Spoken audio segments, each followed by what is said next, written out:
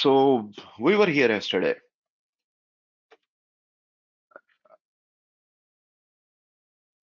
We understood that this organization, ITSI, decided to standardize the slot architecture and have already decided which slots must be reserved for what purposes, like what kind of channels.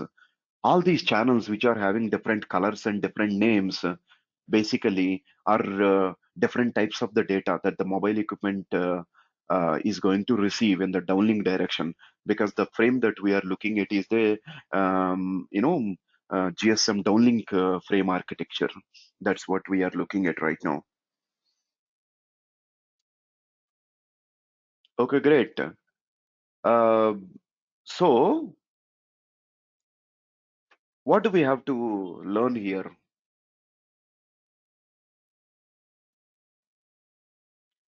The first thing that I have to teach you is this. So this ITSI organization have done lot of experiments by placing these channels in different slots, and they have conducted real-time experiments with real mobile phones and everything, and they have decided that, hey, this is the perfect fit. So after doing lot of such things, they have concluded this. Okay, well and good, nice, no problem. So they have decided this kind of arrangement. So in this arrangement, what do we see? We see a lot of frames, and each frame has got a number starting from 0. We have the frame numbers up to 50, so basically 51 frames. So if you count the number from 0 to 50, those are 51 frames for us. And we have 8 time slots in each and every frame. So that means whatever the arrangement that the ITSI has done, that arrangement is for 51 frames, each frame containing 8 slots. So they have taken this kind of a thing is a standard. For example, if you ask, if for example if you're talking to your kid, maybe or maybe some kid you're talking to and asking it, he or she asks a question, hey, who decided a month must contain 31 days and every day should be containing 24 hours and each hour is 60 minutes and each minute is 60 seconds. Can't we decide with any other numbers? Who the hell decided this? Of course, there is a logic to it. Irrespective of the logic, the question is valid. So somebody somewhere in the past decided that. Similarly, so ITSI has decided that I'm going to do the arrangement for 51 frames, 51 consecutive frames. Now, what happens after these 51 frames? That is an interesting question. What happens after 51 frames is the same arrangement will get repeated. That's the answer. Same arrangement would get repeated. How many times this would get repeated? This same arrangement would get repeated continuously, forever. It never stops. So if you take a GSM cell, in a GSM cell, slots are arranged like this, and this arrangement will be continuously getting repeated every 51 frames. The same thing will keep on getting repeated without changing. Okay, that's great to know that the same arrangement gets repeated. Fine. Now, what is mobile is supposed to do when mobile gets switched on? What is supposed to do? Which channel mobile equipment should read? Which channel mobile should read? We already have an idea about it, like which channel mobile should be reading. The most important channel that the mobile equipment has to concentrate and read here in the list of channels that are present here is called as BCCH. These 4 slots mobile is interested in. That means if you count 51 frames and each frame has got 8 slots, 51 into 8, it is around 408 slots. Out of these 408 slots, mobile is interested in reading only these four slots called as BCCH slots.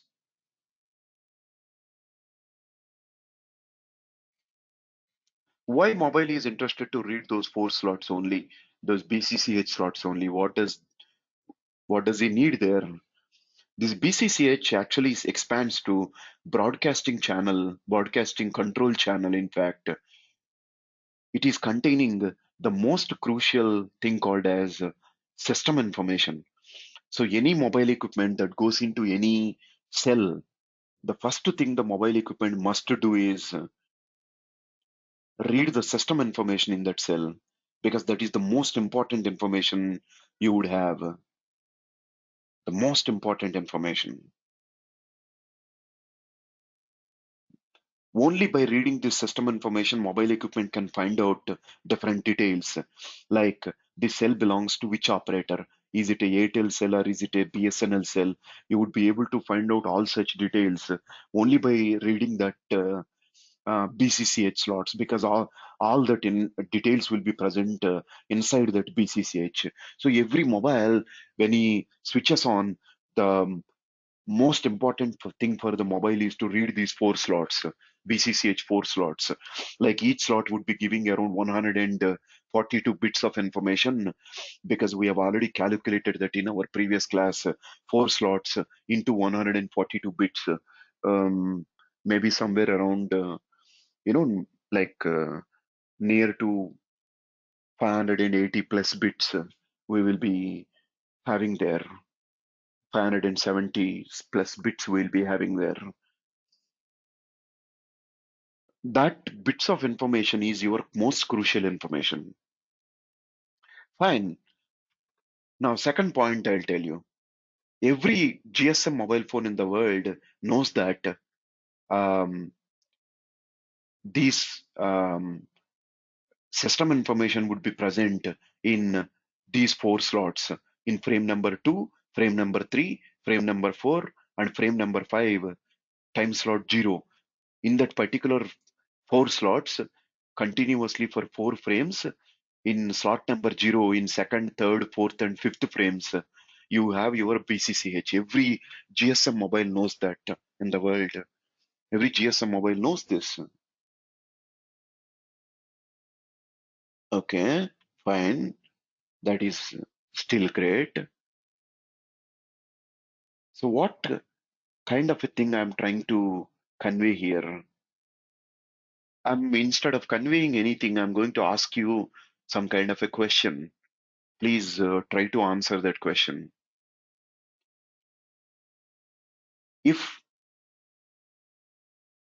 if you randomly switch on your mobile phone, not following any rules, you just randomly switch on your mobile phone, do you think your mobile phone will switch on exactly in frame number 0, time slot number 0?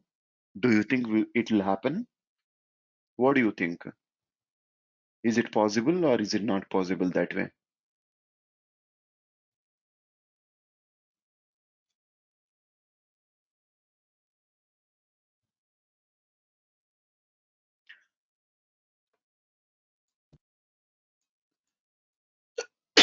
Not Obviously, possible, sir. yes. Obviously, my gut feeling says here that it is not possible, because there is no way any human being can actually be able to switch on his mobile phone exactly at the starting of this uh, time slot 0 of frame number 0. Not possible, because this kind of arrangement is continuously getting repeated. So every X amount of time, the same, the frame environment is getting repeated every 51 frames once. This keeps getting repeated. But when you switch on your mobile, and your mobile maybe it may be reading this particular slot, it may be in this slot, or it may be here in this slot, I may be here in this slot, or it could be this slot or this slot. You don't know which slot your mobile equipment will turn up, will end up. You're not sure about that. Where exactly mobile equipment um, will be present in which slot. because you're randomly switching on your mobile phone. So, what is the problem here? When mobile equipment randomly ends up in one particular slot out of the um, 408 slots that are available, how can mobile detect in which slot it is right now present in? How can it detect? So, why it has to detect that? The immediate question that comes into our head is why it has to detect it. If the mobile cannot detect in which slot it is in right now, mobile can never be able to identify where BCCH slots are present. Mobile can never detect that. It's impossible for the mobile to detect it. So obviously mobile need to detect in which slot right now it is present. If mobile can successfully detect that, then mobile would be able to wait till this 51 frame arrangement is completed. Maybe in the next 51 frame arrangement, mobile will leave the first frame and second frame. In the third frame, mobile would start reading these slots because each frame is some amount of time, and each slot is some unit of time. Mobile can exactly wait that for that much amount of time, and mobile can easily start reading the BCCH slots, and it will be able to understand the system information. Mobile could do that if mobile can detect in which slot it is in right now. But what is the problem for the mobile equipment to detect in which slot it is present right now? If mobile reads any slot, what mobile will be getting is 142 or 148 ones and zeros. It will be getting 148 ones and zeros. Every slot will contain 148 ones and zeros. Every slot. So you take any slot, it is 148 ones and zeros. Now, how can you recognize which ones and zeros are corresponding to what channel? If you take any channel data, all the channel data is basically comprising ones and zeros only because it is digital data. You read any slot, in the slot you will have ones and zeros. How do you recognize which ones and zeros are which channel? You cannot recognize which ones and zeros are which channel.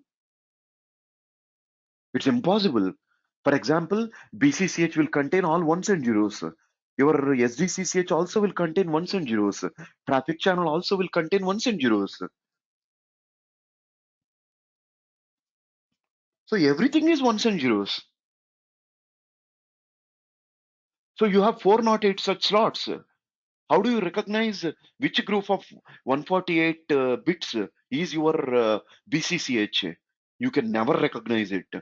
If you are reading those ones and zeros, you will get lost, but you will never be able to recognize it.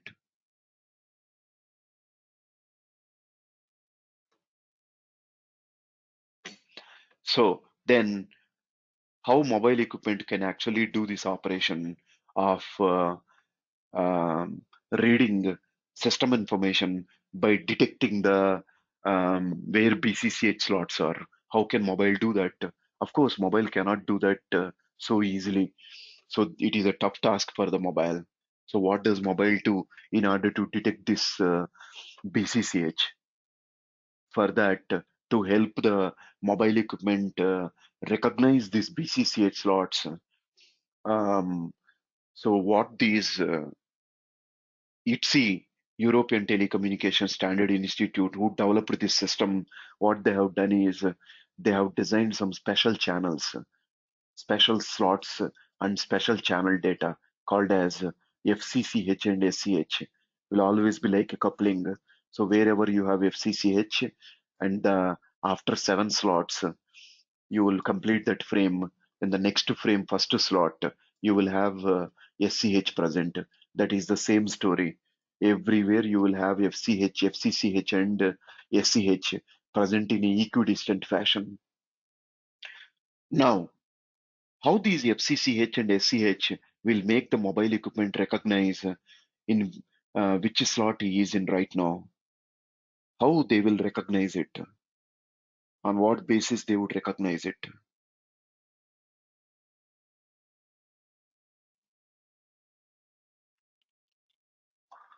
So that's what we have to study.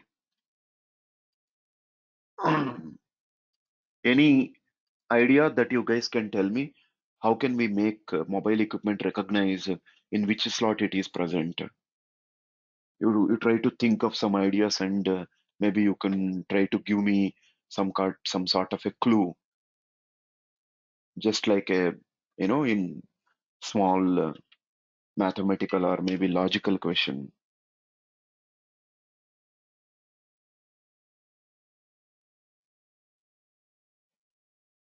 All right. If you don't have any idea, that's okay, no problem. But when I tell you the answer, you will be able to understand yourself how a very small logic will actually help out in doing this thing.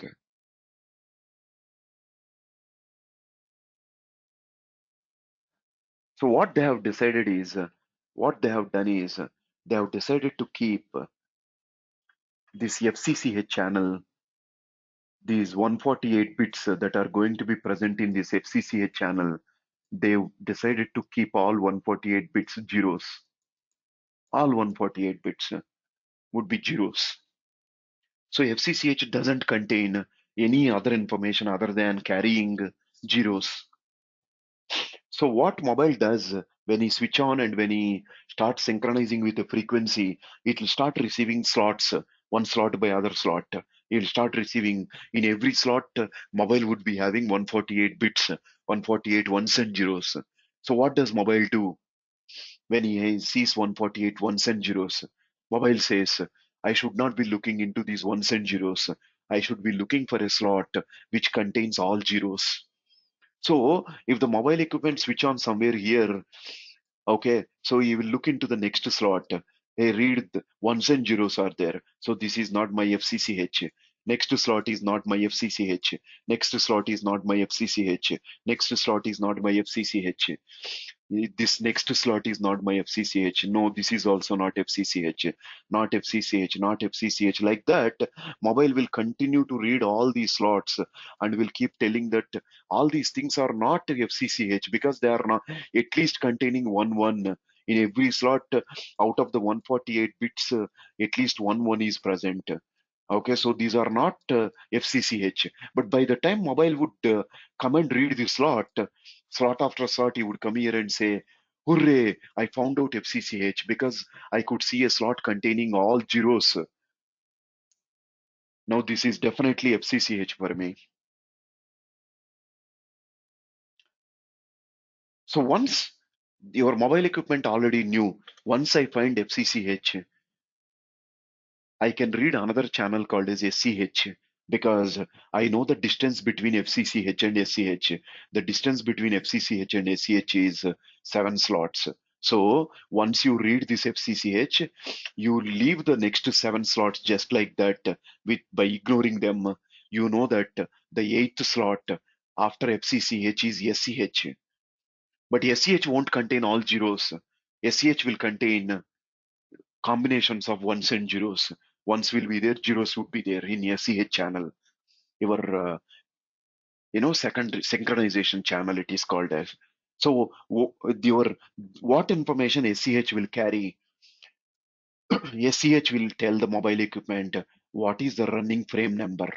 It will explain the mobile that the running frame number is frame number 11. That details will be present inside the SCH. That kind of a digital information explaining that frame number 11 related thing will be present there. So that's the meaning of SCH, that is for the SCH channel.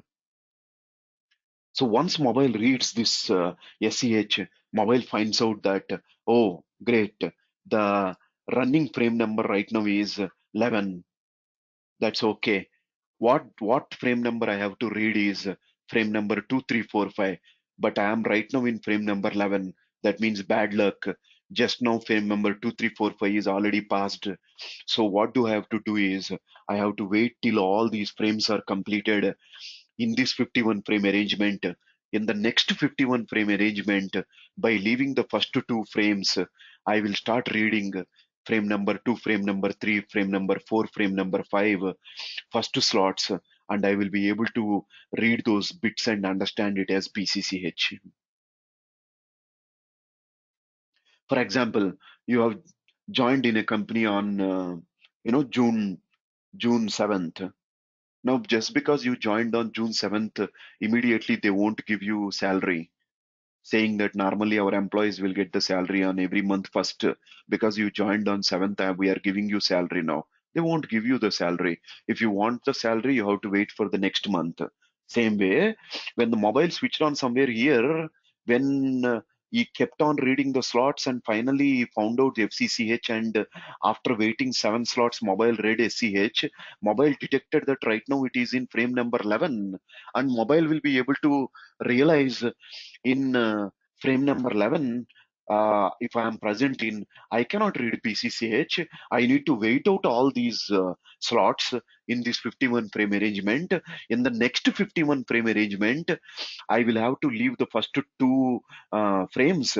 Third frame onwards, frame number 2, 3, 4, 5.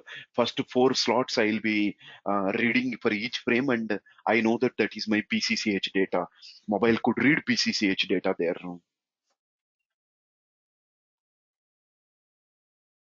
That is the same operation for the mobile. So you cannot clearly say mobile equipment is switching on at what place. For example, I will tell you the most luckiest case for the mobile. Mobile switched on, in this slot. Let us take the last but one slot in that frame architecture. So mobile read this slot, found out that this is not FCCH, and this 51 frame arrangement is completed. The next 51 frame arrangement is starting. So mobile is reading this FCCH slot next, and immediately mobile detect that, oh, in this slot all 148 bits zeros are there, so this is my FCCH. Mobile says, hooray, I think I have seen a black cat today morning, so everything is lucky for me today. So I immediately found out the FCCH. That is not the best thing for the mobile. The best is yet to come. Mobile will wait 7 slots.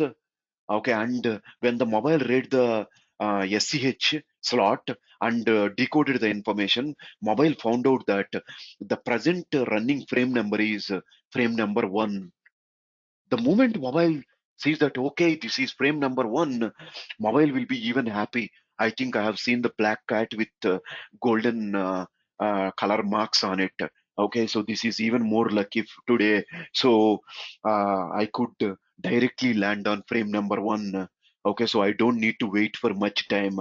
I will just wait out 7 more slots, and I will start reading my PCCH slot 1, wait for 7 slots, read another BCCH slot, wait for 7 slots, read another BCCH slot, wait for 7 more slots, and read another BCCH slot. Once you read all the 4 BCCH slots, each one is 142 bits, combine it, you have your system information. So you can understand everything about this cell. All cell important configuration details will be present in that, in those bits, in those PCCH slots. You could able to find that there. So mobile would be happy. But that is the luckiest scenario. But I can explain you maybe the worst scenario for the mobile, which might have seen a white cat, for example, white cat with dark lines, for example. Mobile have switched on the mobile here just after FCCH happened. Mobile switched on there. So mobile will keep finding out, will keep searching for this FCCH channel. This is not FCCH. Now this is not FCCH. Actually, this is SCH, but mobile cannot detect that that is SCH. You can detect SCH only after detecting FCCH.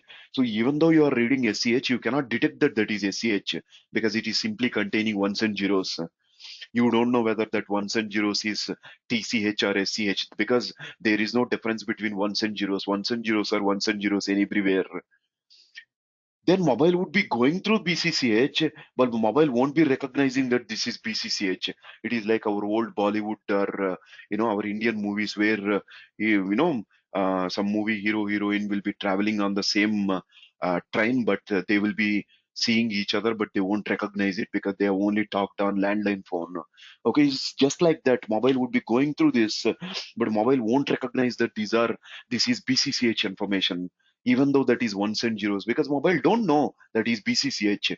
So after mobile reading through all these slots, mobile finally will arrive in this frame. Finally arrives with this slot and say, finally, I found out FCCH. And mobile will wait for another 7 slots, read SCH. Then mobile will detect that, oh, I am in frame number 11. If I am in frame number 11 means all the frame I have already studied. I think I have already received PCCH. I did not detect it. So I am really the, unlucky person today. I think I have seen that white cat with, black dots on it today morning. So that is why this happened. Okay, so now what I have to do? I have to wait out a lot of time. I have to wait out for this full radio frame 51 frame arrangement to go out. Only in the next 51 frame arrangement, I could read my PCCH, because you have detected that you are in frame number 11. You have to wait till frame number 50 is finished. In the next arrangement, you will be able to read PCCH. So you can ask me a question. Hey, if we really do that, mobile would be wasting a lot of time waiting for PCCH. You can you can ask that question. My answer is pretty simple. Even if the mobile equipment have to wait out this much time, it will be nothing in terms of the time units from human being perspective. It is absolutely nothing. Why I would say nothing? The number of slots that you are seeing right now with your eyes are 408 slots, because 51 frames, each frame is containing 8 slots, so 408 slots. If you Each slot size is 0.577 milliseconds. That's all. So if you do rough calculation, it is somewhere around 236 point some XX milliseconds. You will get to 236 milliseconds. The entire 51 frame arrangement is only 236 milliseconds. From a human perspective, 236 milliseconds is not even one quarter of a second. 1 second is equal to 1000 milliseconds. One quarter of a second is 250 milliseconds. So this is not even one quarter of a second. So to read this BCCH information, mobile is not wasting much time, irrespective of how much time literally mobile is wasting while recognizing this FCCH and SCH. It doesn't matter. Mobile is not wasting so much amount of time. No, so that's the idea. Now, what are the other things mobile will do subsequently after one after the other? So mobile would be interested in this BCH, read the system information and find out, oh, this cell is really good for me. I think I can continue in this cell for my operations. Mobile think that way. I can work in this cell with no problems. So then what does the mobile do? What are the other channels mobile will have to read? For example, this is CBCH slots. So any questions? Huh, sir. Actually, what are the information presenting BCCA channel, sir? BCCA stream. Hmm. BCCH? Actually, sir, why the mobile waits for the PCC frame, sir? Okay. Actually, Okay. I'm not getting that Uh, one. okay. Please understand, this BCCH is containing something called as system information. What is system information? I will explain about the system information for you in a general terminology, because you've asked me the question. Um, Mobile, if it decides to latch on to a particular cell and use that cell services, first the mobile equipment must know that that the cell belongs to his operator. He must know that first. Your mobile equipment must know that first.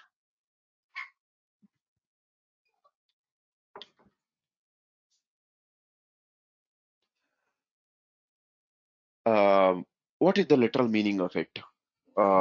How can we understand that in general terminology?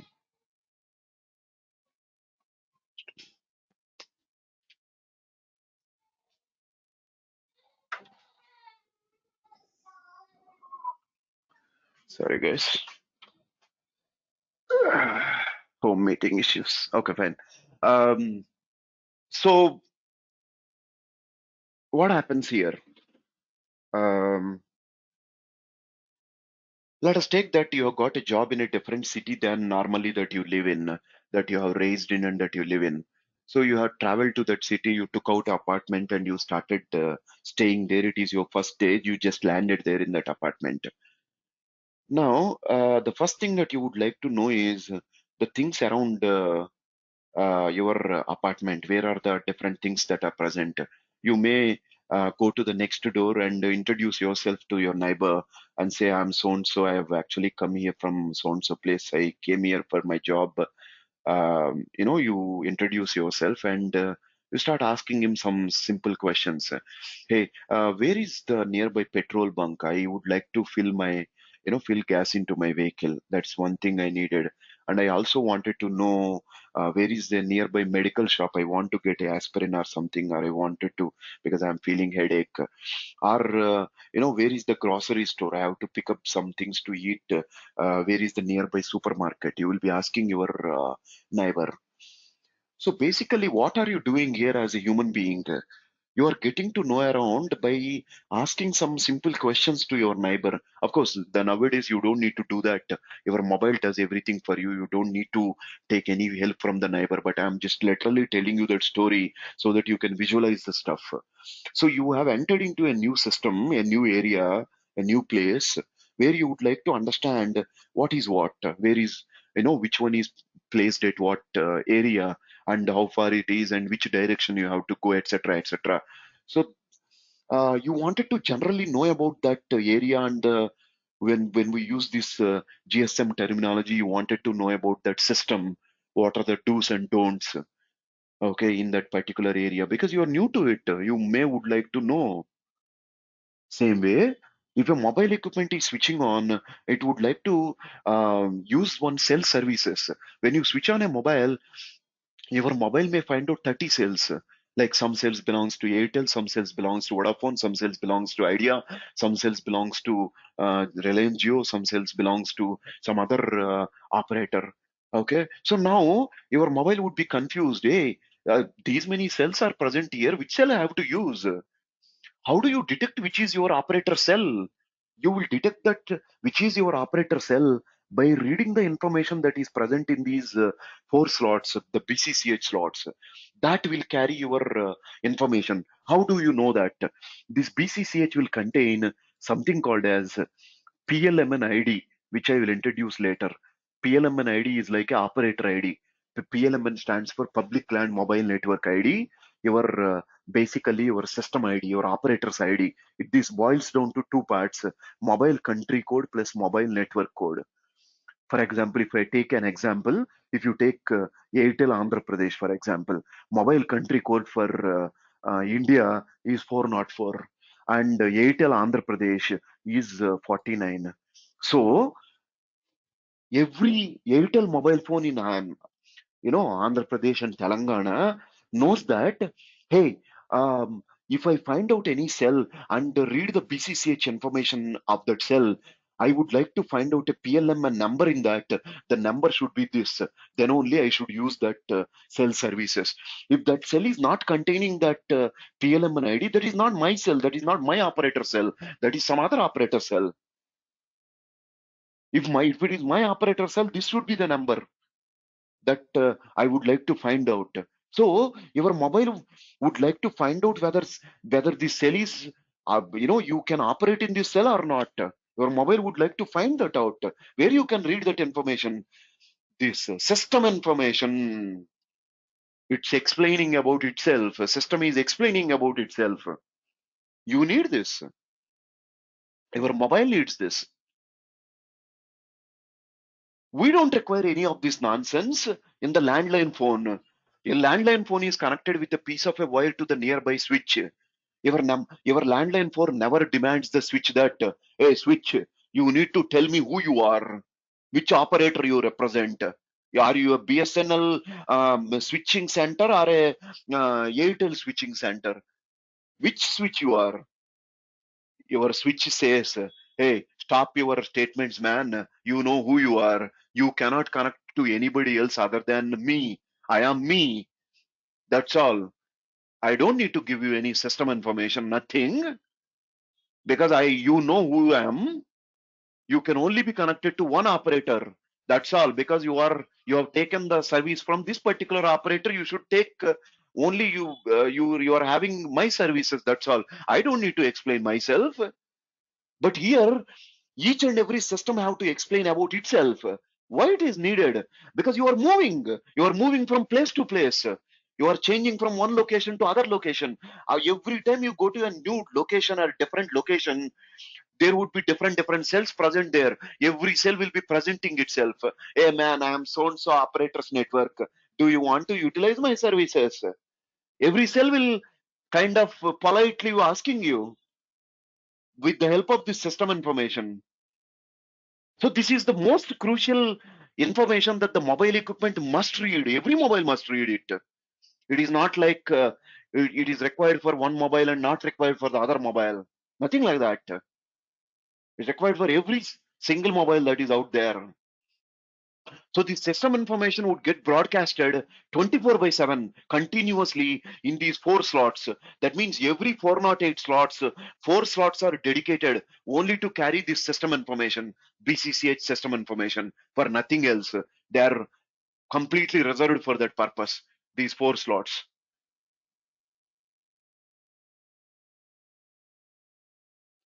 That would be running 24 by 7. How much time this entire 51 frame arrangement will be running for? As I told you earlier, 236 point some milliseconds.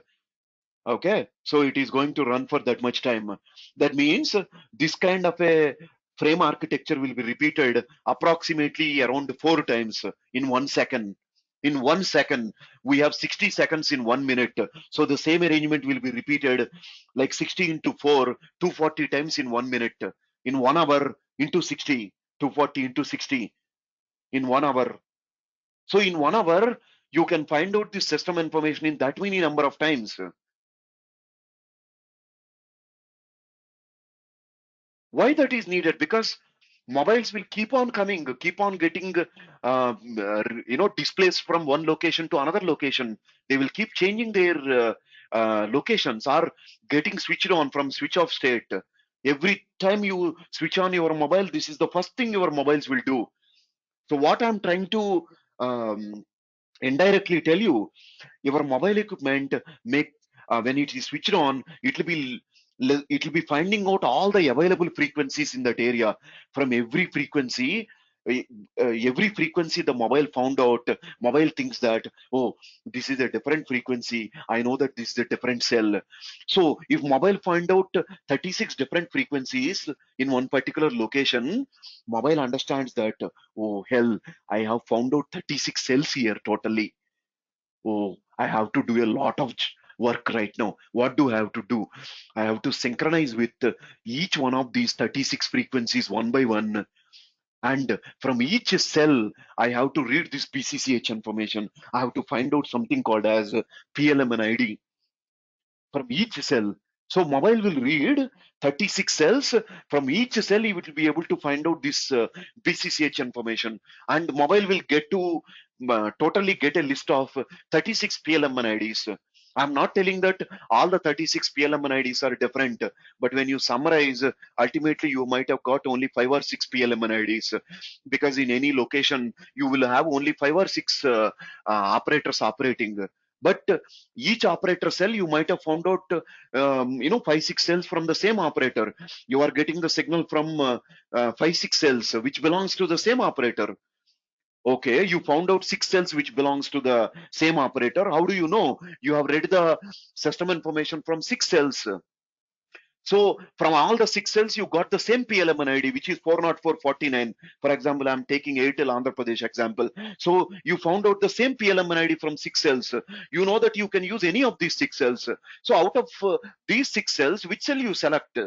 From whichever cell you get the highest signal strength, you have to select that cell for your operations, because whichever cell where you get the highest signal strength, that is the best cell for you.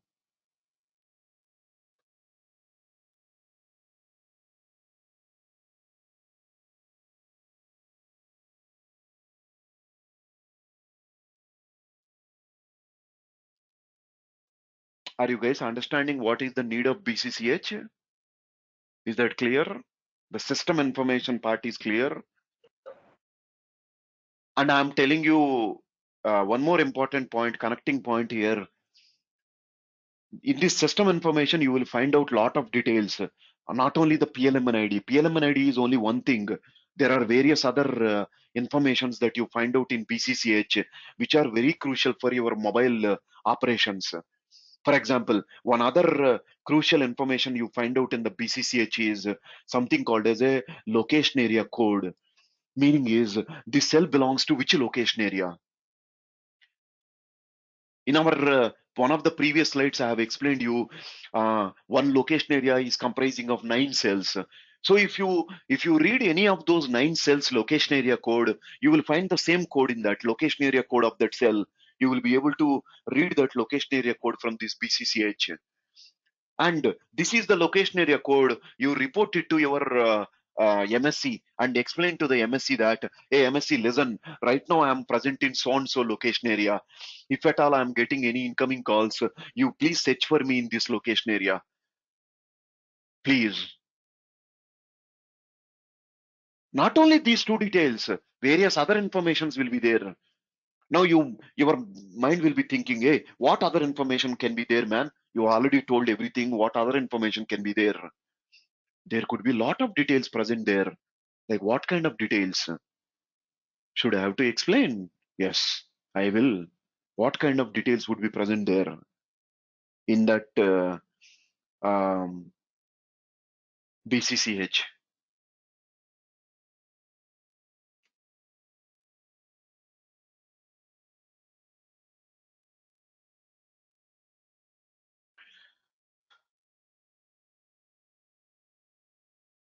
For example, if operator is configuring a GSM cell, do you believe the GSM cell configuration would be same in every geographical location? For example, there is a urban area where there is tall buildings with 20 30 floors. For example, if you take Hyderabad as an example, there is a locality called as high tech city where all these software companies would be there. Each building is like 30 floors, 25 floors, etc., and huge buildings would be there. In that location, the kind of the way that the operators will design the cells will be different from a location where, if you take the normal city area where each and every building can't go more than 5 floors because of the airport norms, etc. It will be only 5 or 6 floors maximum in these interior localities of your uh, city. So the cells that are designed in these locations will be different. If you take the cells in rural areas, the completely they will be designed differently, because each location is challenging you with a different geographical conditions. Now operator will be designing the cells differently. What is the meaning of designing the cells differently? The way the cells operate, the kind of parameters you set with different values would be different in each cell. Now, your mobile equipment must understand what could be the kind of settings operator would have used in this cell. I would like to know, because I am going to survive in this bloody cell. For example, you are going to do a job in in a very hostile country. For example, even though you are getting more money, you are concerned because that is a hostile country. Maybe people will be killing the other people, and it is very natural there in that country. Every day it is a natural phenomena. Now, if you would like to really go into that country, you definitely wanted to know in which conditions you are going to live in. Maybe you call a few colleagues who are already working in that particular country and say, hey, this is what I'm hearing. My family is really concerned. Can you please, shed a piece of a light on this? I would like to know. Now, if you are going to just another city in Hyderabad or in other city in India, you won't be that much concerned because you know that mostly India, everywhere it is the same kind of an environment with little, maybe local culture and all that will be different, but everything else would be same. You don't need to be worried. If you get a good job, you will happily go there if you don't have any other issues. But what I'm trying to tell you is, I'm trying to convey here that every cell will contain its own configuration, and mobile would like to know what is the bloody configuration that is present in every cell, because it would like to know, because it is going to survive in that cell. It is going to continue in in that cell for some time. So it will be happy to receive that information on what kind of configuration that cell is working. So all the details would be packed into this BCCH. That is why mobile would like to read that BCCH firsthand.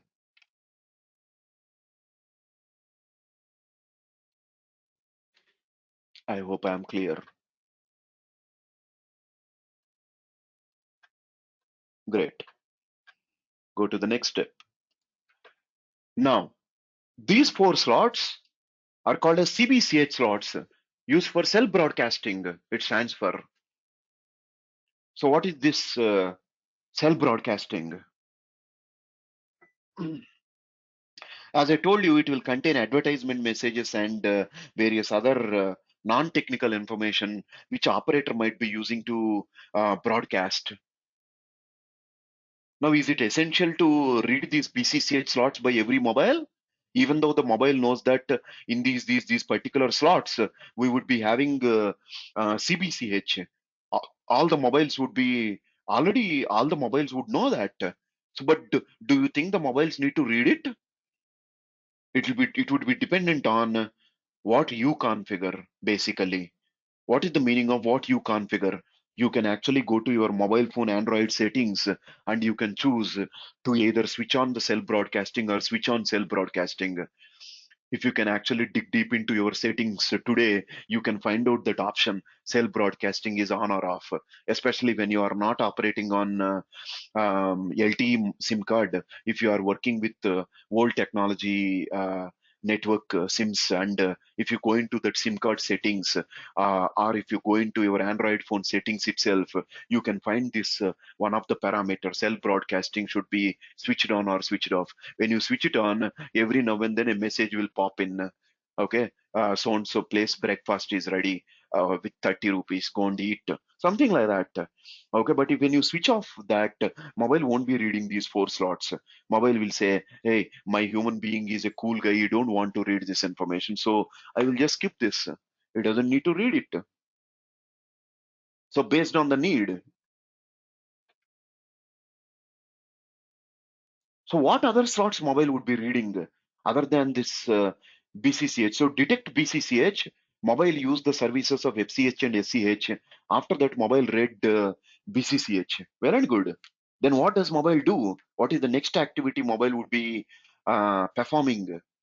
Mobile would be like to communicate with um, your BTS and BSC request for the radio resources. So mobile decided that, hey, this is my golden cell. This is the cell I am going to use. So out of the 20-25 cells, mobile found out in a geographical area, after performing all the kind of like your essential what do we call it, like um, selection criteria. After you run the selection criteria, mobile has finally selected one cell. In this cell I am going to perform the registration. But if mobile wanted to do the registration, mobile must speak to somebody called as MSC. Or if mobile wanted to make a call, mobile would like to talk to MSC and tell the MSC that I want to make a call. You must speak to MSC for making a call. Now, there are a lot of slots are available. Each one is colored and everything. Can anybody identify and tell me uh, which slots do you think mobile use for sending signaling messages? Which slots the mobile you think mobile would be required to use to send signaling messages?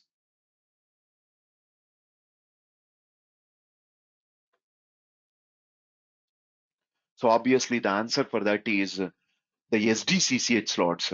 As the name suggests, it stands for standalone dedicated control channel used for sending control messages. Whatever the information that mobile sent to any network element is called as control information or called as signaling.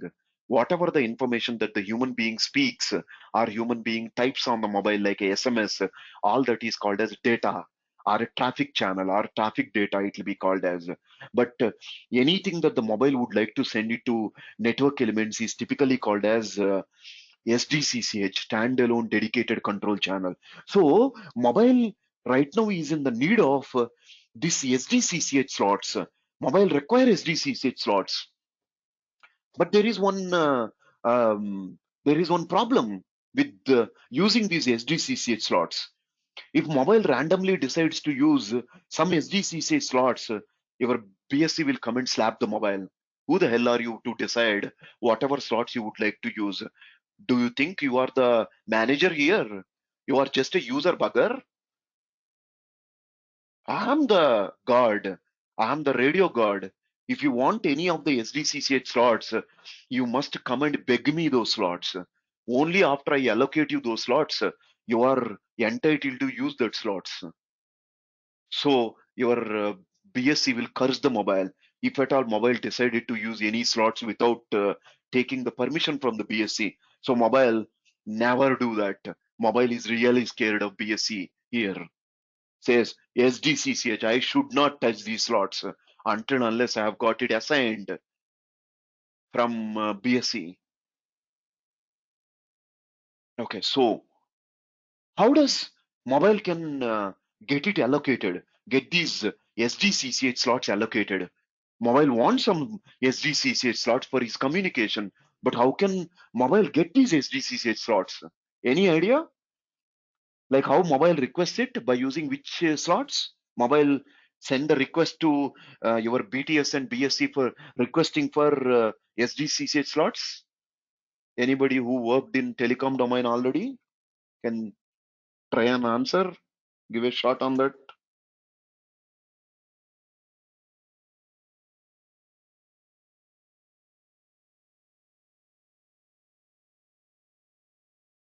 Okay.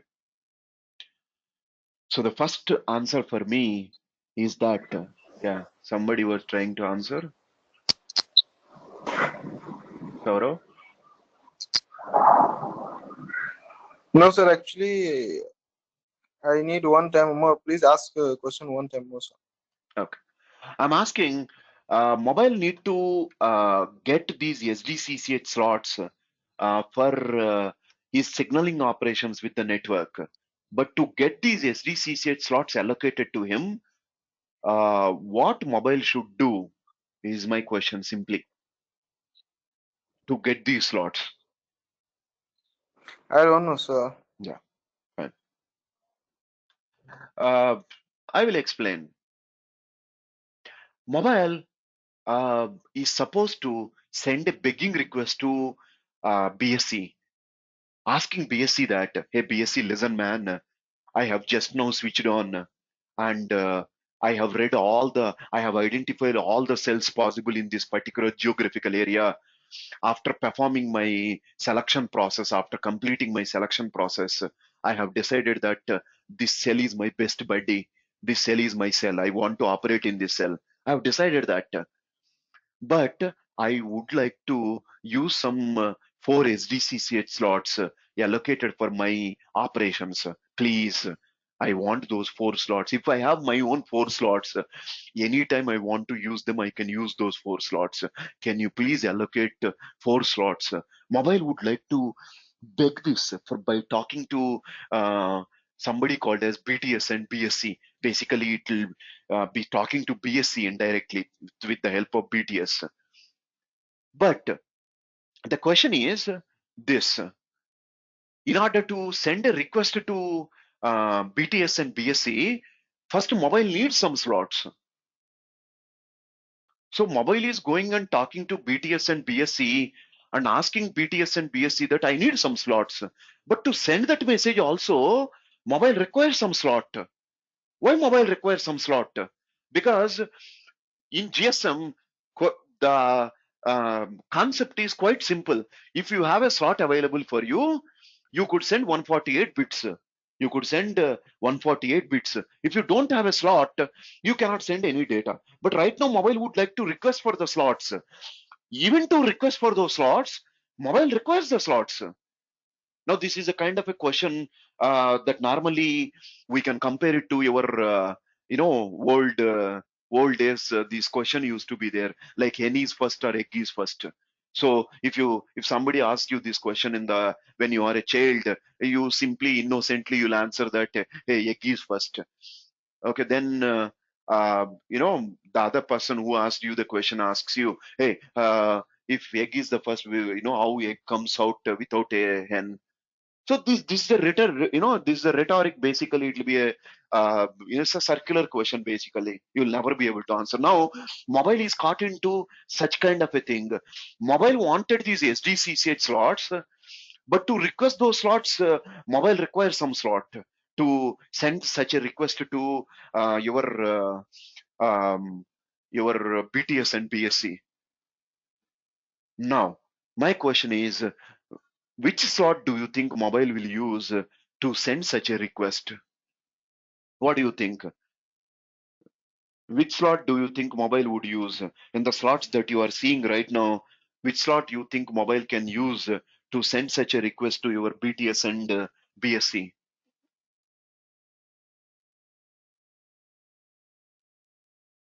Any answers? Okay.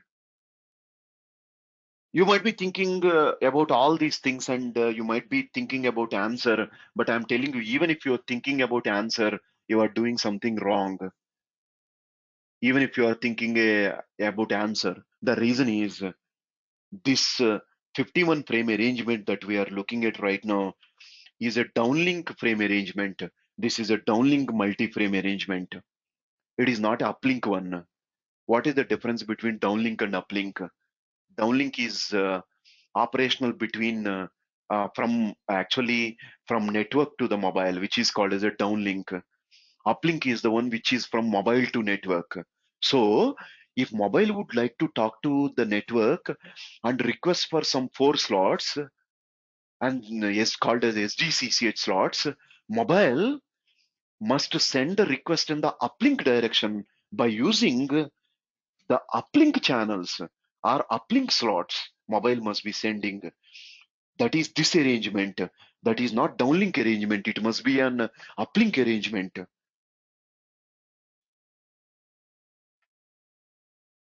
So what is the difference between uplink arrangement and downlink arrangement? Downlink multi-frame will be operating on a different frequency. Uplink multi-frame operational on a different frequency, because for every cell in GSM, we would be allocating 2 frequencies, one for uplink operation, one for downlink operation. But for both operations, you have similar kind of a design present. You have 51 frames and each frame containing 8 slots, but the channels are different in uplink and downlink. Now you must use uplink slots, one of the uplink slots, to send a begging request. So which slots mobile would use to request for the slots? So which slot mobile would be using in the uplink is one of these RACH slots. What is this channel RACH stands for? It's called as random access channel, which is also termed as a common channel slot. It is a common channel. What is the purpose of this RACH? There are a lot of RAT slots that are kept there. The purpose is to allow any mobile to use these slots. Any mobile. For example, you have a BMW car in your house. So if you want to go somewhere, you take the keys and you go to your car and you just drive out. That's all. Job done. Finished. Okay, great. But when you don't have a car, when you don't even have a vehicle, what you should do? You must go and uh, you know depend on some public transport. It could be anything, but you should be dependent on public transport. So this RACH is like a public transport, which can be used by any mobile in the cell to send a begging request to your BTS and BSC. By using one of these slots, by picking up one of the slots randomly, your mobile equipment sends a begging request to BTS and BSC, asking BTS and BSC that, hey man, please listen here carefully. I think I would like to speak to MSC because I wanted to operate in this cell. I want to do so and so things. Can you please allocate me some SGCCH slots? If you allocate me my own dedicated SGCCH slots, I'll feel happy and I'll be comfortable because nobody else will be using my SGCCH slots. So I can really work out peacefully without bothering about anything else in the world. So mobile wanted to feel that way. So mobile is sending such a request on these one of these RESCH slots by using uplink multi-frame arrangement. Once you send such a request, what does your BTS and BSC will do? They would allocate some 4 slots, SDCCH slots.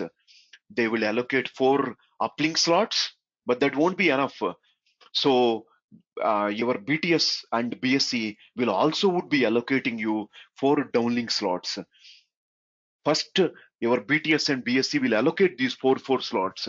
4 slots for uplink operation, 4 slots for downlink operation. Once the allocation is completed, your BSC is supposed to send this information to mobile phone, explaining the mobile phone that, hey, listen, man, you have sent your begging request on RAT channel. I have received your begging request. So I have allocated you these SDCCH slots. 4 slots I have allocated you for uplink, 4 slots I have allocated you for downlink. Take it. Take it and use it for your own purpose. Whatever messages you want to send in that, you send it, no problem. I receive those messages. If those messages are any protocol messages like protocol messages, I will forward those protocol messages to MSC because I cannot understand protocol messages. I will forward it to MSC. That's what BSC will explain it to the mobile. But again the question comes into your head, your BSC already allocated these slots to the mobile, but BSC plus BTS must communicate this information to the mobile, explaining the mobile which slots in uplink got allocated to the mobile, which slots in the downlink got allocated to the mobile. So there are 2 radio frames. Mobile must get 4 uplink slots and 4 downlink slots. By using which channel slots, this mobile equipment must be explained about this. So that channel slots are called as your AGCH channel slot, stands for access grant channel. So mobile will send a begging request on RAT channel, and mobile will be listening to these AGCH slots continuously to find out is the BSC coming back to him and explaining anything about to him or anything to him, explaining like which resources are allocated. So mobile would like to find out. So mobile is continuously reading these AGCH slots one by one. Hey, I have sent a request on RACH. I know that BTS and BSC will come back to me and will explain me which slots are allocated for me. They will definitely come back to me and explain me. So I have to be little patient and I must be hopeful. And I should be reading these slots called as AGCH slots. What are these AGCH slots? Stands for Access Grant Channel. As the name itself suggests, it will explain about which channel slots are granted for you. That's it. It is, this channel is explaining you like which slots are allocated for you. That's all. This channel is doing that job. So what is this AGCH slots? These AGCH slots are also called as common channel, but AGCH slots are common channel in the downlink direction. RACH channel slots are called as common channel in the uplink direction. So in uplink, we have a common channel called as RACH, which could be used by anybody. In the downlink, we have a common channel called as AGCH. On that channel, anybody can receive the information. Any mobile can receive the information. BSC wanted to send any information belongs to any mobile, BSC could use this AGCH and send it. All the mobiles would be listening to these AGCH slots, especially those mobiles who have sent some request to the network. They will be patiently waiting and listening to these AGCH slots continuously. So every GSM mobile know what is the position of the AGCH slots. How once mobile recognizes what is the frame number that is running, mobile can find out in which frame what channel slots will be present, because all this thing is standardized. Once mobile find out that I am in frame number 11, mobile knows that in these frame number 12, 13, 14, 15, 16 up to 19, you have this AGCH slots present. Every mobile knows that. Every GSM mobile knew that because it is standardized. Now, what is the meaning of slash PCH here? These slots can actually be used for two purposes. What is the meaning of two purposes? If BSC wanted to send any reservation details to mobiles, your BSC can use these slots and convey the information to the mobiles. But whenever there is no reservation details to be advertised to the mobiles, and especially when BSC wanted to send incoming call related informations to the mobile, you can use the same slots. That means these slots are used for two different purposes. AGCH or PCH stands for paging channel, nothing but incoming calls. That is a technical term. Paging is basically a technical term for incoming call related information. So either it could be used for AGCH or PCH. But how does the mobile know whether the received channel data is AGCH data or PCH data? At the starting of the channel, one bit will be there. Typically, if the bit is set to 0, it represents AGCH. If the bit is set to 1, it represents PCH. That means out of the 142 bits you have, one bit will be used for representing what data it is, whether it is a AGCH data or whether it is a PCH data. To recognize it, we use it one bit. So that means actual information will be only 141 bits out of the possible 142 bits. It is like that. So they kind of manage it that way to make the mobile equipment realize right now it is being used for sending like reservation details or incoming call information. How do we know that? Is with by using one of the bit. But ultimately, once mobile listens to this AGCH, mobile will find out that, hooray, I have got my SDCCH slots allocated. I have got 4 SDCCH slots for uplink. I have got 4 SDCCH slots for downlink. How do I use these slots? By using uplink slots, I can send the signaling messages in the uplink direction. For example, if mobile wants to send any signaling message to MSC, mobile can use the uplink slots. If mobile is receiving any downlink signaling messages from the network will be distributing that information to the mobile by using the downlink slots, 4 downlink slots. That means out of these 408 slots, out of the 408 slots that are operational, how many slots mobile equipment is getting for his operations is just 4 slots. Remaining 404 slots, for whatever purpose they would be used, mobile don't care. Mobile says that right now I'm happy with these 4 slots. That's enough for me. I can receive any signaling messages from the network with the help of those 4 slots in the downlink direction. Same way, I can I can send anything in the uplink direction by using these uplink slots. I can send any information to the network. That is what mobile is happy about.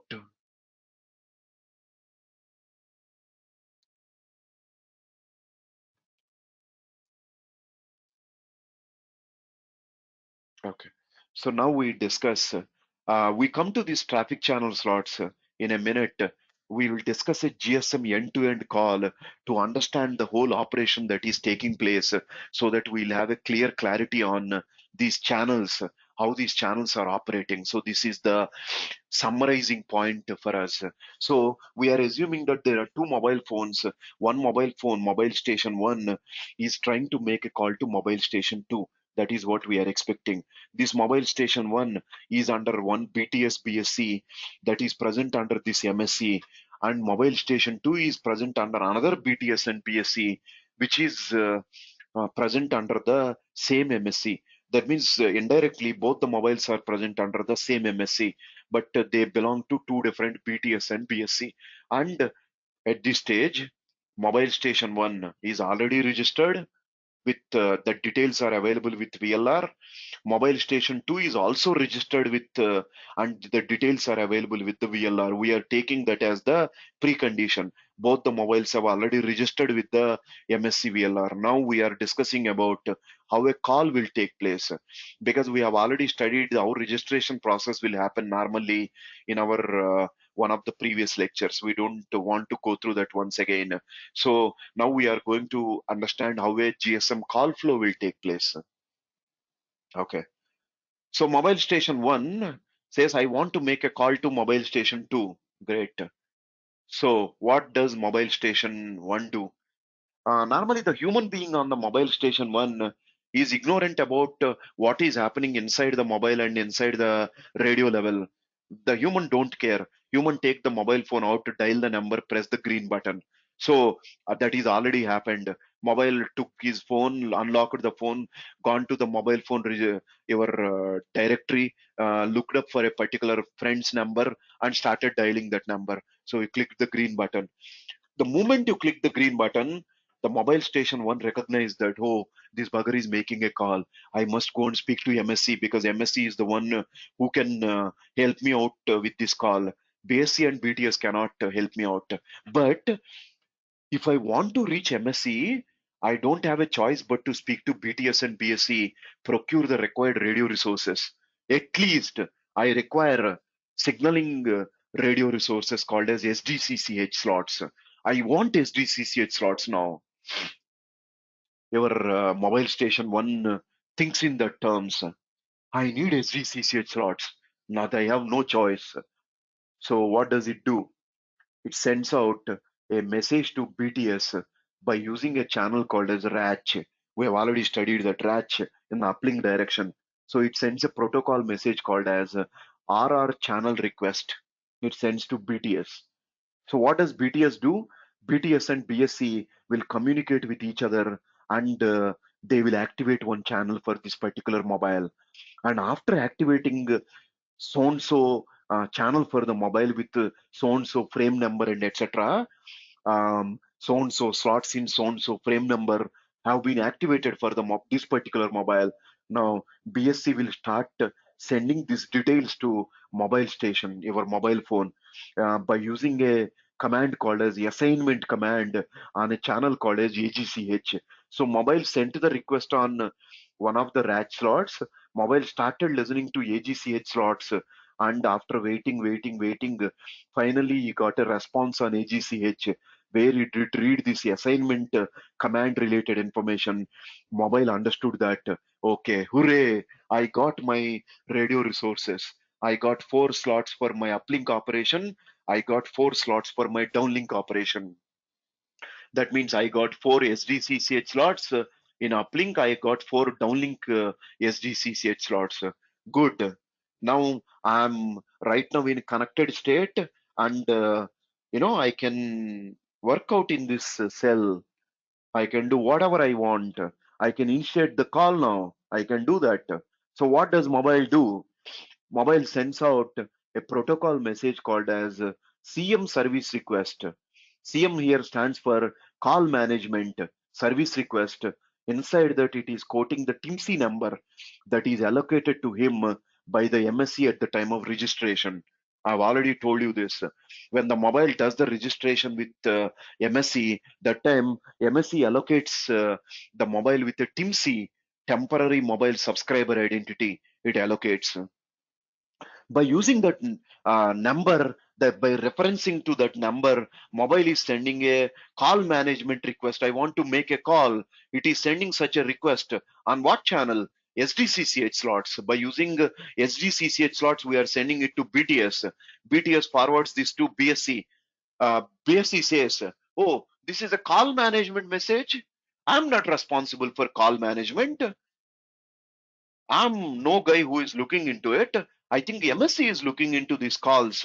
I should forward it to MSC. It forwards that message to MSC because it is not related to radio resource related thing. If it is a radio resource related thing, BSC will deal with it. He has dealt here basically when he received a radio resource request and he successfully allocated the radio resources to your mobile phone called as SDCCH slots. But right now, BSC with the help, BSC will recognize that this protocol message he cannot understand. It simply forwards it to MSC and wash his hands. He says that I'm not responsible for here. I'm not responsible here for listening to this message and doing anything with this message. Forward it. What does MSC say? Oh, mobile station one, he would like to make a call. Guys, how many of you think that mobile station 1 will actually send the mobile station two's number in this message? How many of you will think that? Is it yes or no? What do you think? Do you think mobile station 1 will send mobile station two's phone number in this message? CM service request?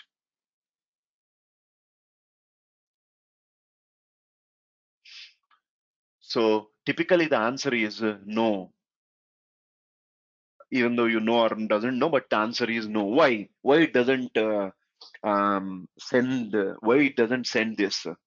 Um, the other number, because right now the security is not enabled. So if you send any secret information or if you send any sensitive details like who you are calling, somebody who is capturing your data on the air, they will be able to easily understand that you are making a call.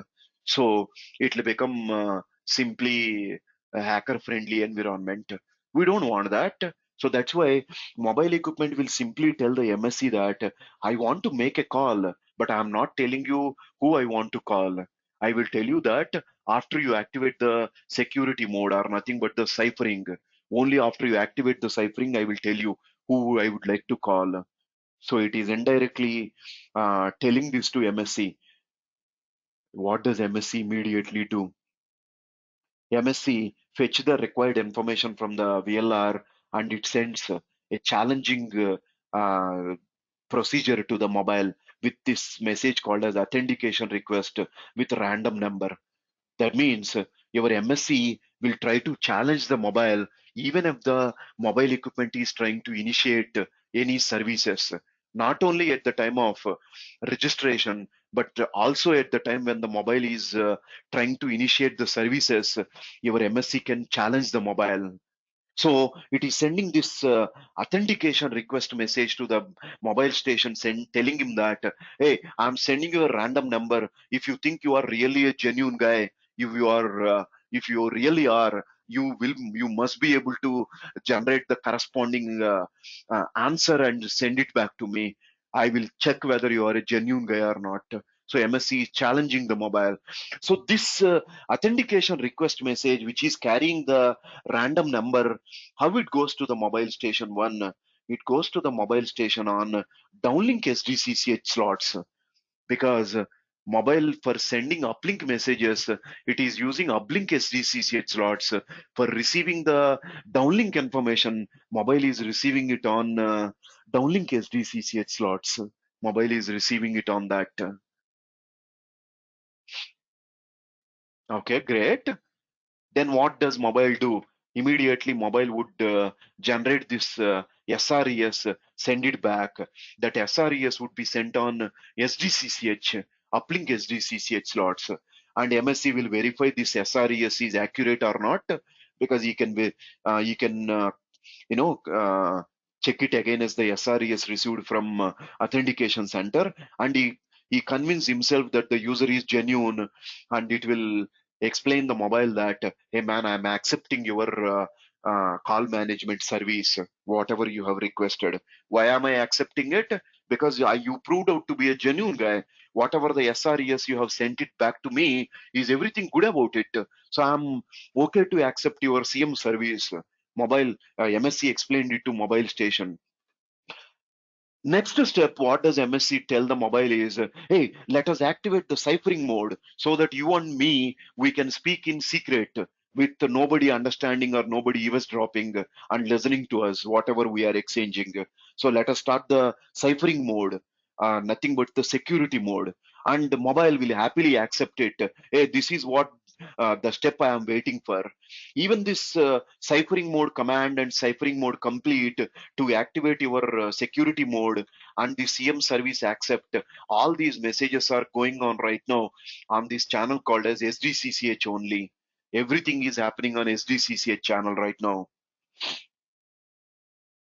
Okay, everything is cool. Now we have activated the required ciphering also. Security mode is activated. So finally, what does mobile do here at this stage? Um, Not yet. MSC is asking the mobile, hey, send your IMEI number. Final one checking. I wanted to verify whether you are using a genuine mobile phone or not. Once again, once you send that details, also I'll verify it again with the database, with EAR database.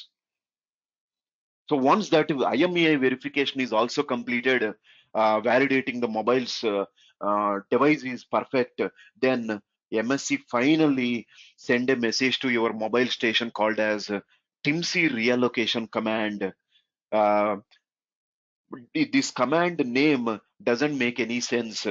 TIMSI reallocation command, why they have called it that, it is not actually relevant to call it, but simply by reallocating the same TIMSI that is already allocated to the mobile, MSC in a way telling to the mobile equipment that, hey man, you have completed all your security procedures successfully, you have verified yourself with your SRES, you have started the security mode, and just now I have completed validating your IMA also, that is also proved out to be in whitelist. So everything is good.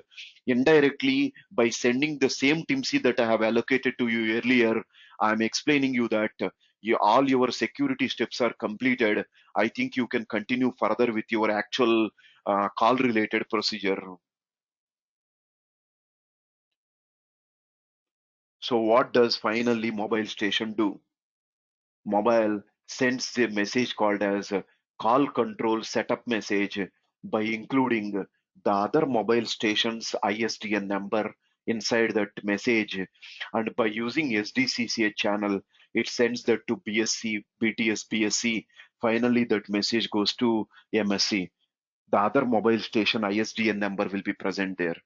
Whatever the number that you have dialed, your friend's phone number, MSC says, oh, to this guy you want to call. Okay, no problem, man. Let me do that. Help you out with that. So MSC goes and question VLR. Hey, is this guy with us?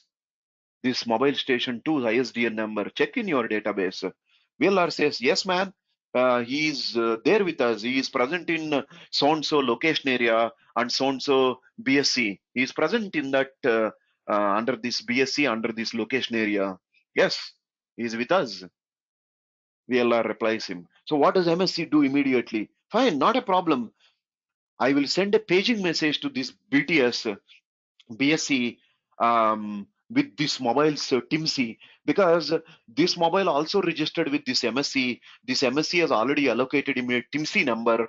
By extracting the TIMC number with the help of VLR, by taking the TIMC number, MSC is sending a paging message to BSC, explaining the BSC that, a BSC, listen carefully, this mobile is in your area, in so and so location area. He is present under so and so location area. He is present.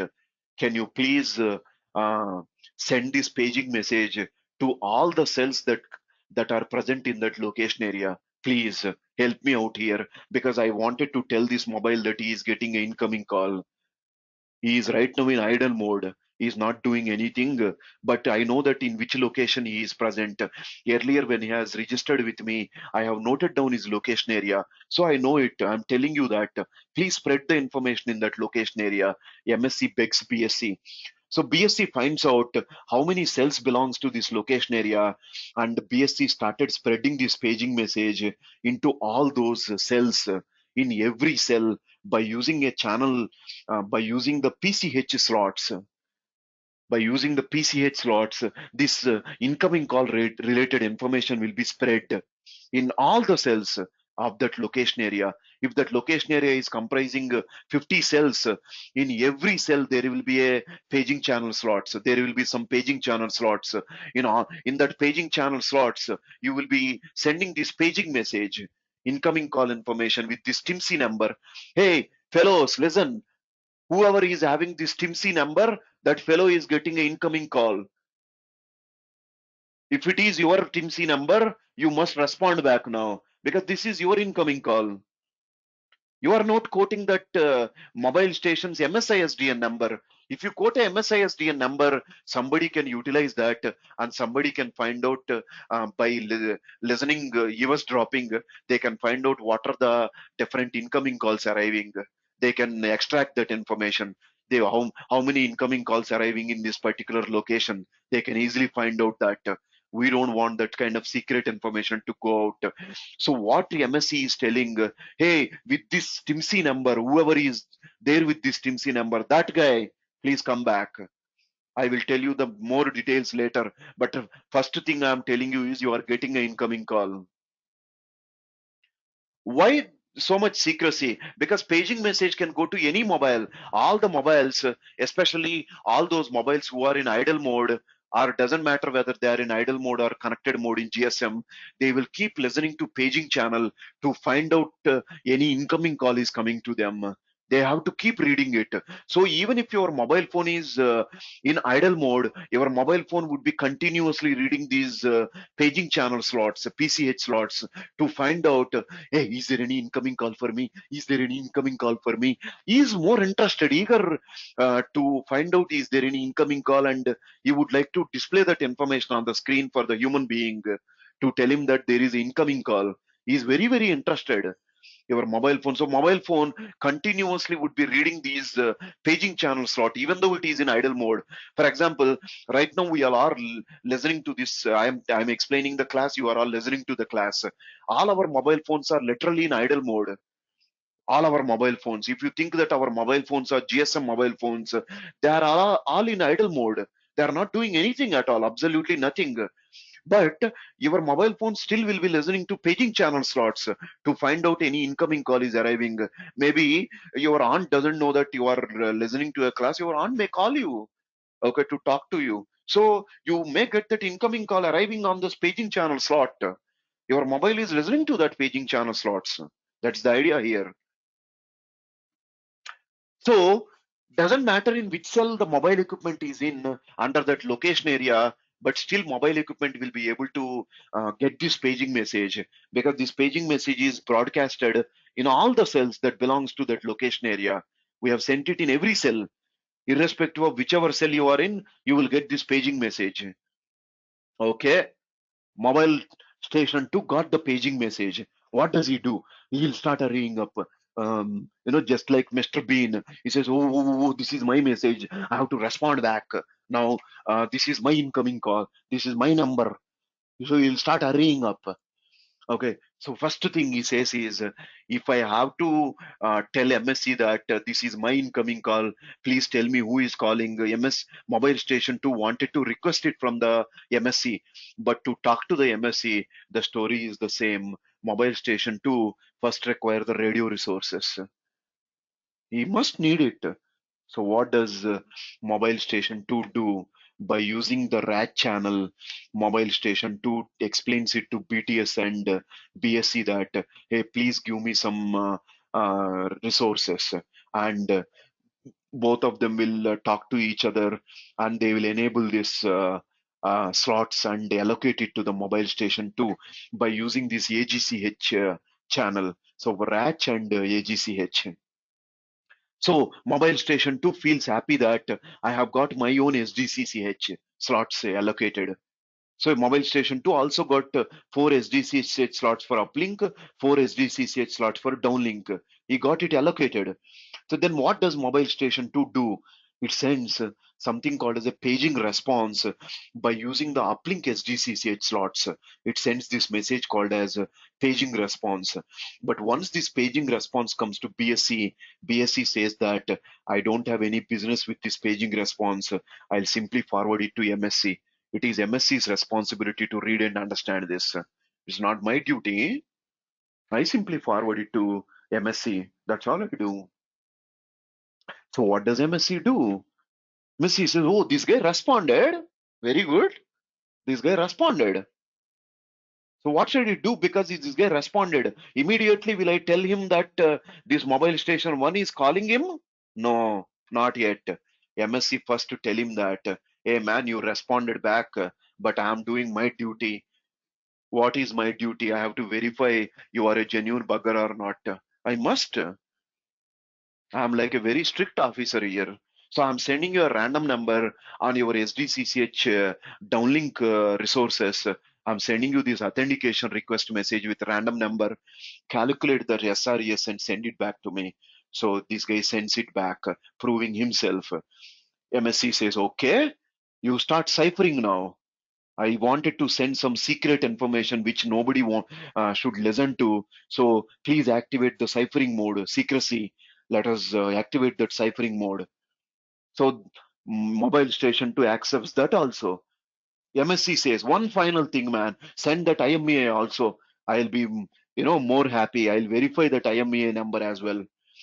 So MSC will verify that IMEI number as well.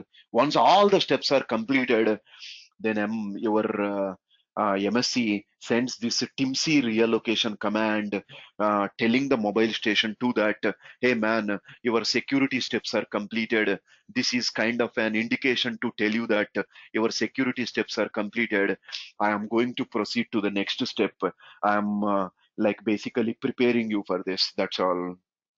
So once mobile sends this TIMC reallocation complete, accepting that all these things are happening on these SDCCH slots. So those 4 SDCCH slots that are allocated to the mobile are turned out to be very helpful right now, are being used continuously right now. And your MSC sends a protocol message to mobile station to, hey man, this is the guy who is calling you.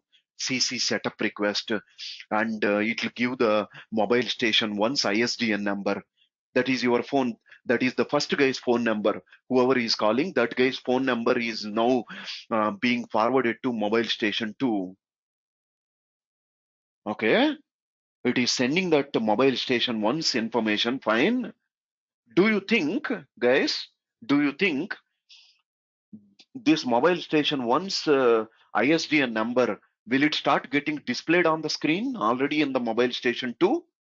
What do you think? What do you guys think? Do you think the call details will be shown on the screen or not here? Because mobile station 2 received the call information. Who is calling him? He knew it already. So obviously answer is no.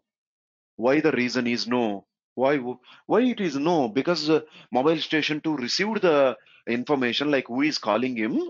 Why doesn't he display the information on the screen? If it displays the information on the screen, there is a possibility that the human being can pick up the call immediately. But the problem with that human being picking up the call immediately is both these mobile phones, mobile station 1 and mobile station 2, have not allocated traffic channels. Right now, they are operating on something called as your standalone dedicated control channels, nothing but 4 slots, which are used only for signaling. But to send your voice data, you require more slots. Those slots are called as traffic channel slots. You require more slots because your voice data will be bigger size when you compare with your small signaling messages. Because all that you speak, that must be converted into digital data and that must be sent out and received in. So you require more slots there. If you need more slots, which are those slots? Traffic channel slots. Because the traffic channel slots are not yet allocated, mobile station 2 won't be displaying this information on the screen yet. So what does mobile station 2 do? It will simply send a message called as call confirmation back to MSC. MSC sends this message called as call proceed back to mobile station 1, where mobile station 1 starts listening to the beep tones. Typically, you hear at the time when the call is proceeding, beep, beep, beep, beep, you will be getting. So that when this once the call proceed message arrives at mobile station 1, it understands that call is proceeding into the next step. Any moment the phone can start ringing. That is what they understand. So this guy, instead of displaying the information on the screen, he just confirmed that the call is indeed received. That's all. Here, MSC in the middle recognizes that it is the time for me to upgrade both the mobiles to traffic channels. Okay, I must upgrade the users to traffic channels because they need the traffic channel more than ever, because they are almost done with the call placing, and they must have the traffic channels. Without this, they can't continue anymore. So what does your MSC do here? MSC Gond explains this situation to both the BSCs. Tell the BSCs that, hey man, assign traffic channels to these guys. So it will explain it to corresponding BSCs. The BSCs will communicate with the BTSS, and they will internally talk to each other. And finally, the traffic channel resources will be allocated. So your BSC will explain to mobile station 1 that so and so traffic channel in so and so frame numbers I have allocated. Same way, this BSC will explain to this mobile station that so and so traffic channel in so and so frame numbers I have allocated. Of course, these traffic channel slots would be allocated uh, both for uplink as well as downlink. You will be getting some uplink traffic channel slots, and you will also be getting some downlink traffic channel slots. You require both. You cannot do with any one. Maybe you may be getting some downlink traffic channel slots also. You require both the things you need.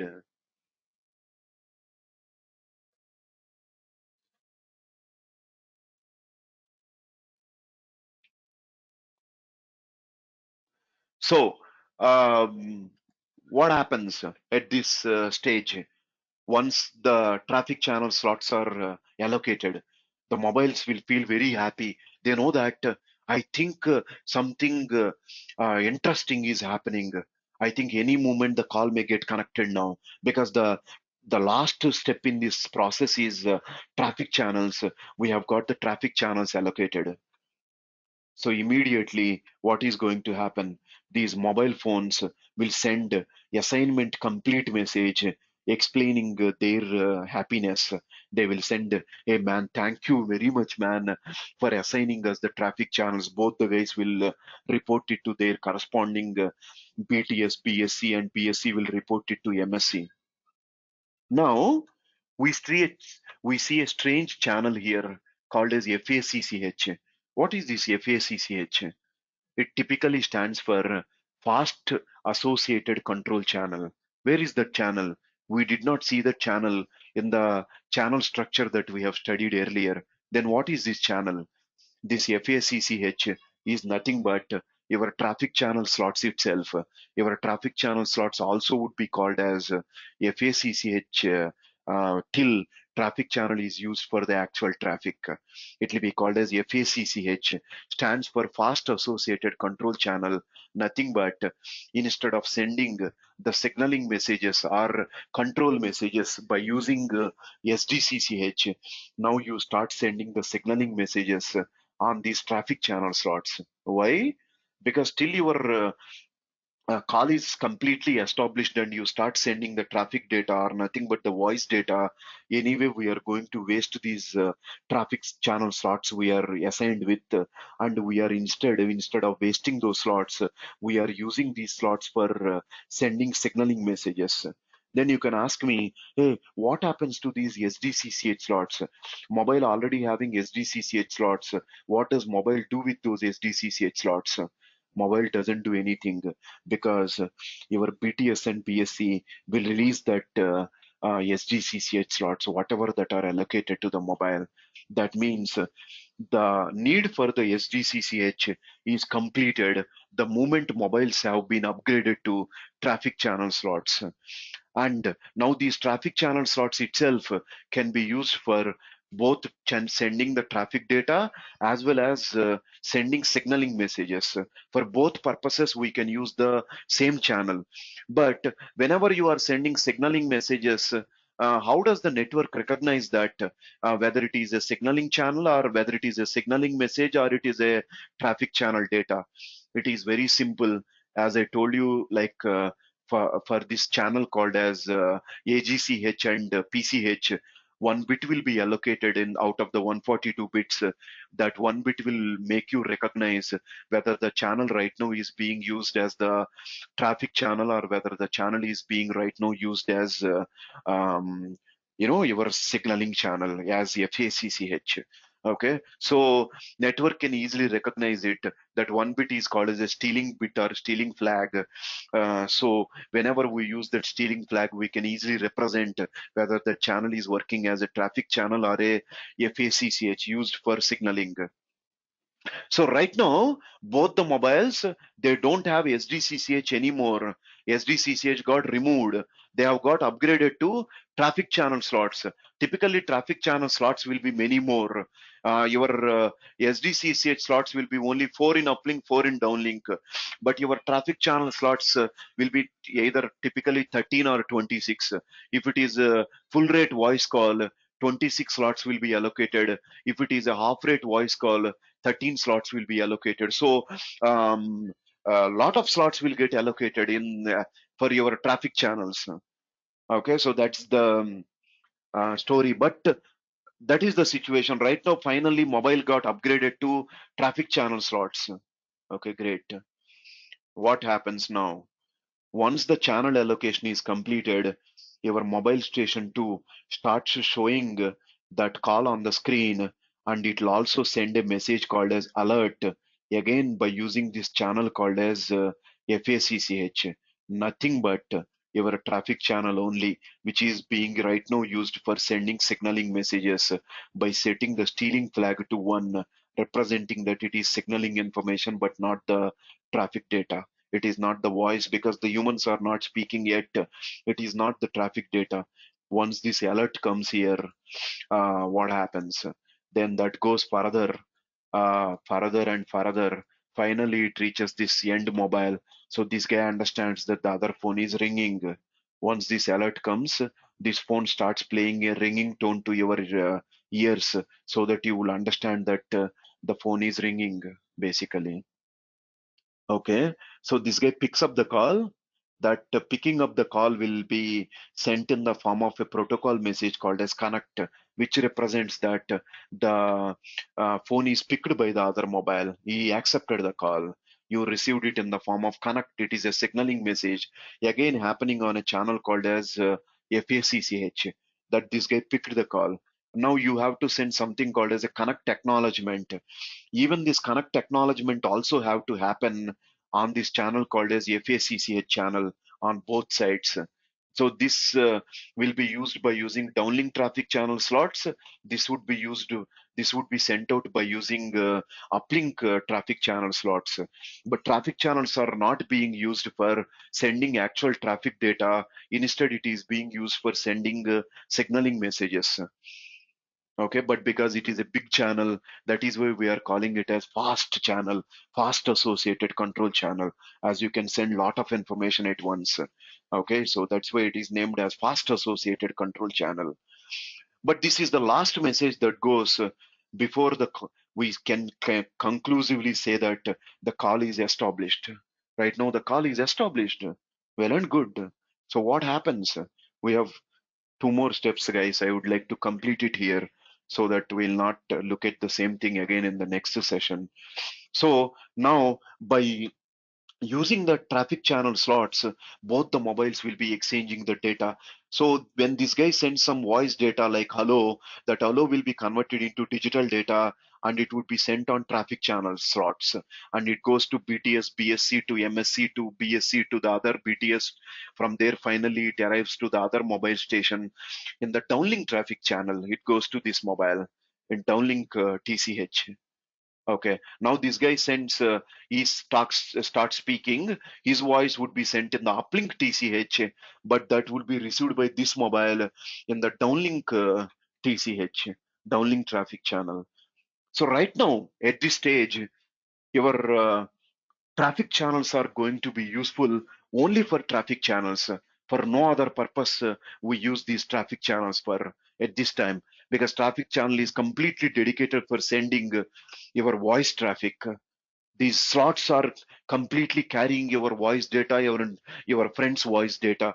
So if you think that this is you, the mobile station one is you, this mobile station two is your friend. So downlink traffic channels are getting your friend's data. Uplink traffic channel slots are carrying your voice data in the uplink direction. Okay, so that is from your perspective. From your friend's perspective, your friend's voice is sent out in the uplink in his traffic channel slots. Your friend is getting your voice in the downlink traffic channel slots. Reverse, obviously, because your uplink will become his downlink, and your downlink will become his uplink. So that is the idea here. But one last point here is this. Whenever we are using the traffic channels continuously um, for you sending your voice data, at that time, what if your mobile equipment wanted to, what if your mobile equipment would like to send some signaling messages, like mobile wanted to tell to the network that I want a handover. I want to go into the next cell. Present cell is not looking good for me. I think the signal strength is deteriorating. It is becoming very bad. I think if you can move me into the adjacent cell, it will be better. Please, please, man, please let me go to the adjacent cell. Mobile wanted to send such a begging request to your BTS and BSC requesting for a handover. But if mobile wanted to send such a message to network, you cannot use traffic channel slots right now, because traffic channel slots are fully being used for sending your voice data. And whatever the SDCCH slots that are allocated to you earlier, those SDCCH slots were not available. They have been removed. Then which slots mobile equipment must be using to send the signaling information, while the mobile equipment is already having a voice call? For that purpose, there is this one slot channels called as SACCH slots available. At the time traffic channels are allocated, along with the traffic channels, mobile also would get allocated with this thing called as SACCH, stands for standalone, slow associated control channel. It's called as, why it is called as a slow? Because it is very having less number of slots. That is why it is called as slow. So at the time of voice data going on actively, if mobile would like to send any data in the uplink direction, or wanted to receive any signaling data in the downlink direction, only for signaling is not for traffic. Traffic is going on the traffic channel slots, whatever that are allocated for you. So if you want to send anything in the uplink, or if you want to receive anything in the downlink in the form of signaling, you must be using these SACCH slots during the call. So you would be allocated with some SACCH slots in downlink. You would get it allocated with some SACCH slots for uplink. You would get allocated. So by using those slots, you can send any signaling messages um, that that you want to send to the network, or network will send some signaling message to you in the downlink direction. Both the things will happen.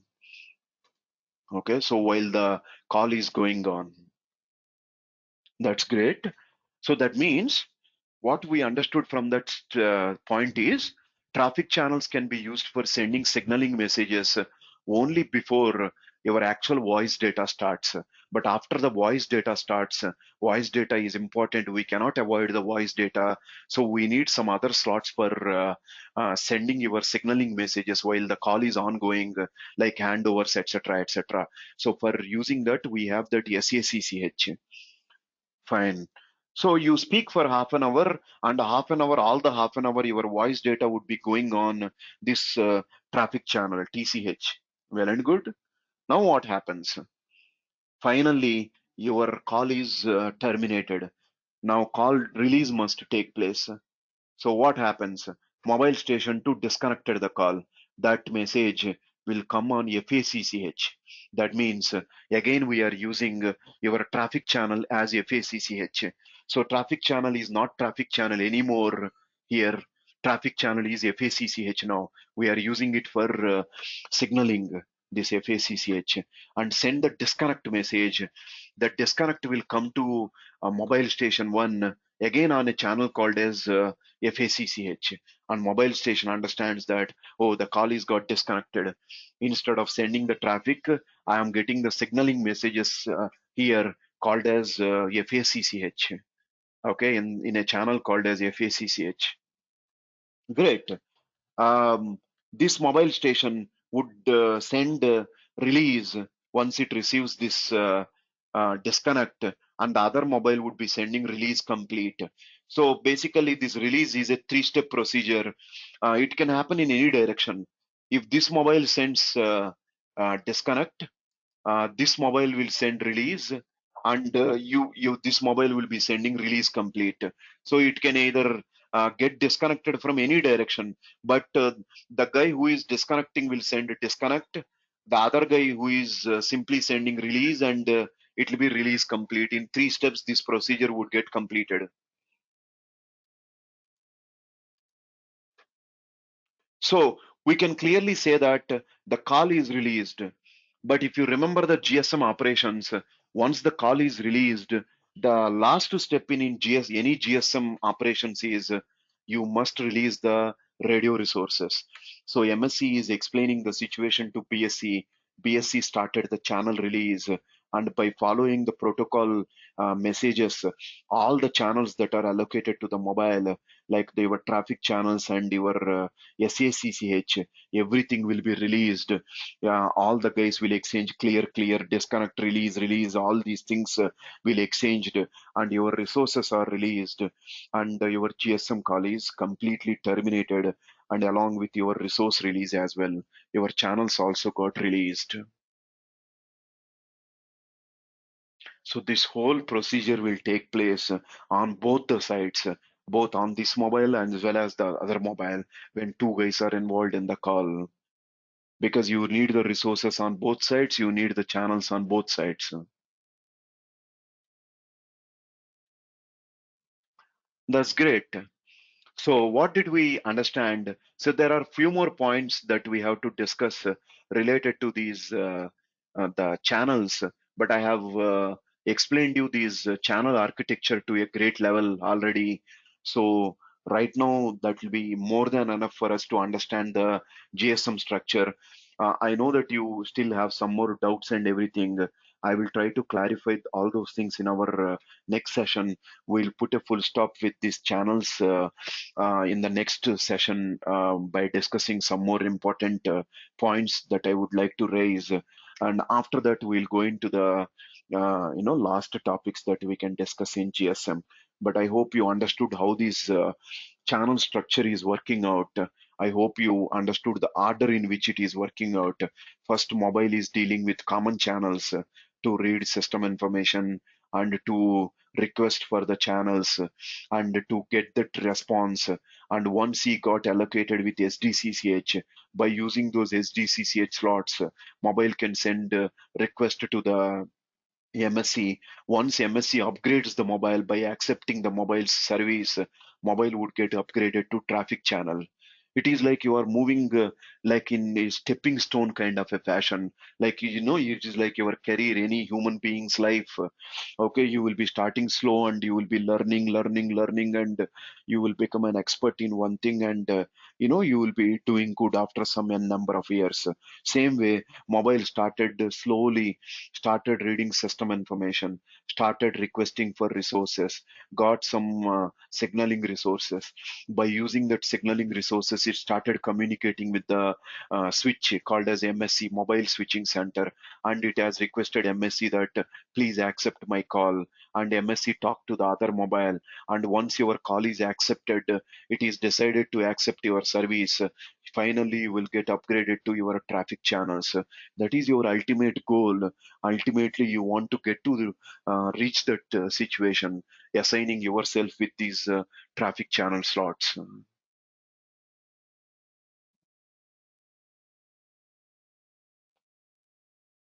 Okay. So I would stop there for today. And okay, one more 5 minutes more, guys. Not yet finished. I have to introduce the. Sorry,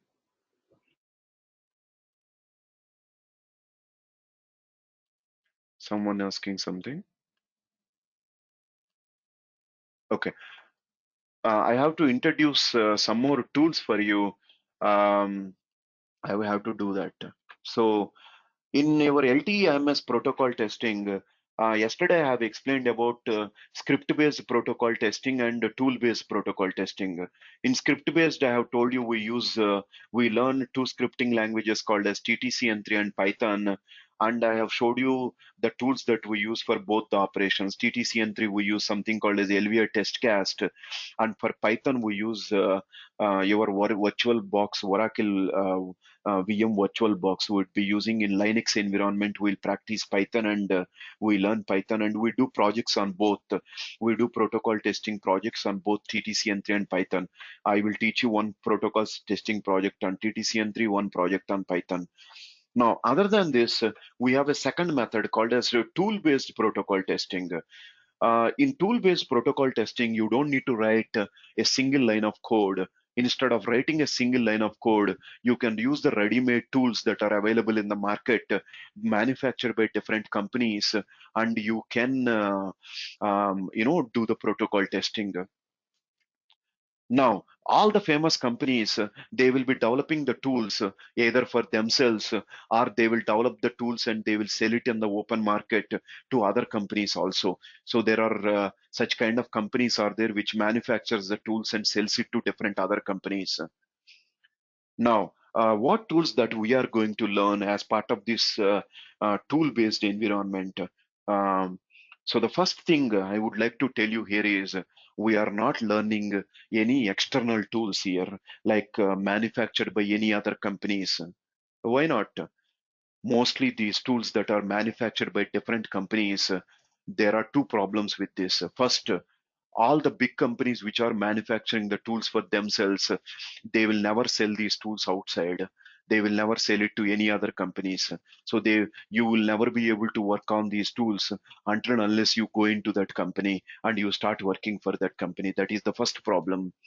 Second problem, even if some companies are selling the tools outside, if you want to work on those tools, the tools are going to be really, really costly. Like each tool will be costing you anywhere between 2 crores to 10 crores. Some depending on different kind of protocol testing that tool can do, it will be costing in crores of rupees. Because there are tools, you don't need to write a script. For example, if it is a script based, you have to buy a license for TTCN3 with 10 lakh rupees and you work in 1 year, and after 1 year the scripts are ready, you can do the protocol testing with maybe 16 lakhs because they will be recruiting one employee for 6 lakhs. License is 10 lakhs, 10 lakh plus 6 lakhs, it will become 16 lakhs cost. But if you don't want to write a piece of a code, you want a ready-made tool with all the logic available already in that, because some companies are putting the effort and developing it, so it will cost you a lot more. So now the problem is, as we are doing the teaching here, we cannot buy these tools and teach you on these tools. We cannot invest that kind of a money for your practice. Not possible, because you are not paying in lakhs or in crores. You are paying in thousands. So we cannot buy the tools which are costing 7 crore or 8 crore from a famous company. Impossible. So what did we do as an alternative thing? we thought that because with our experience, we have all worked in telecom domain for long years. Most of the people, like most of the partners in T Cloud, we built our own team, and we thought that we will develop our own tools, and we have developed our own tools. And the idea is to give some kind of a first-hand experience on these tools to you people. So what is the advantage? You can say that, hey man, which companies use T-Cloud tools? May not be many companies using T-Cloud tools, but the idea is all these tools are graphical user interface based tools. What is the meaning of graphical user interface based? You will click here, you will click there, and you will start working with the test case, and test case will get executed. You don't need to do much there.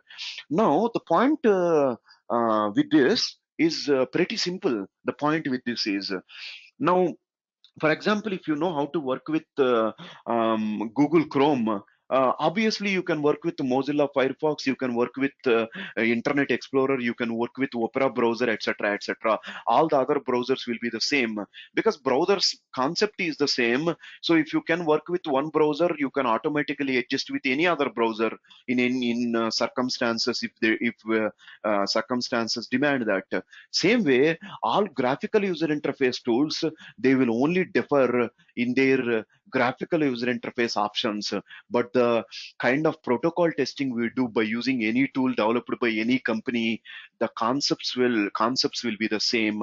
So because the concepts are going to be same, the telecom protocol concepts or LTE protocol testing concepts are going to be same irrespective of any company develops it. So we decided to develop our own tools, and all the tools that we use here, all the tools that we use here are developed by T-Cloud. So T-Cloud Functional Tester, T-Cloud LTE Load Stress Performance Tester, T-Cloud HSS Emulator. So all these tools that we have developed. So I will show you those tools now that we have developed, which could be used for protocol testing. So there are three tools: functional tester and LTE LSP tester and HSS emulator, which will be running in the background. To HSS is like advanced version of HLR. HSS is operating for LTE, whereas HLR operates for GSM and UMTS.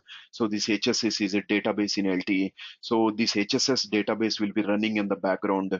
So you won't be able to much see this database and database tables, but you can see these two tools, functional testing tool and load stress performance testing tool with your eyes. I'll show you these two tools right now that we use for our practicing here. So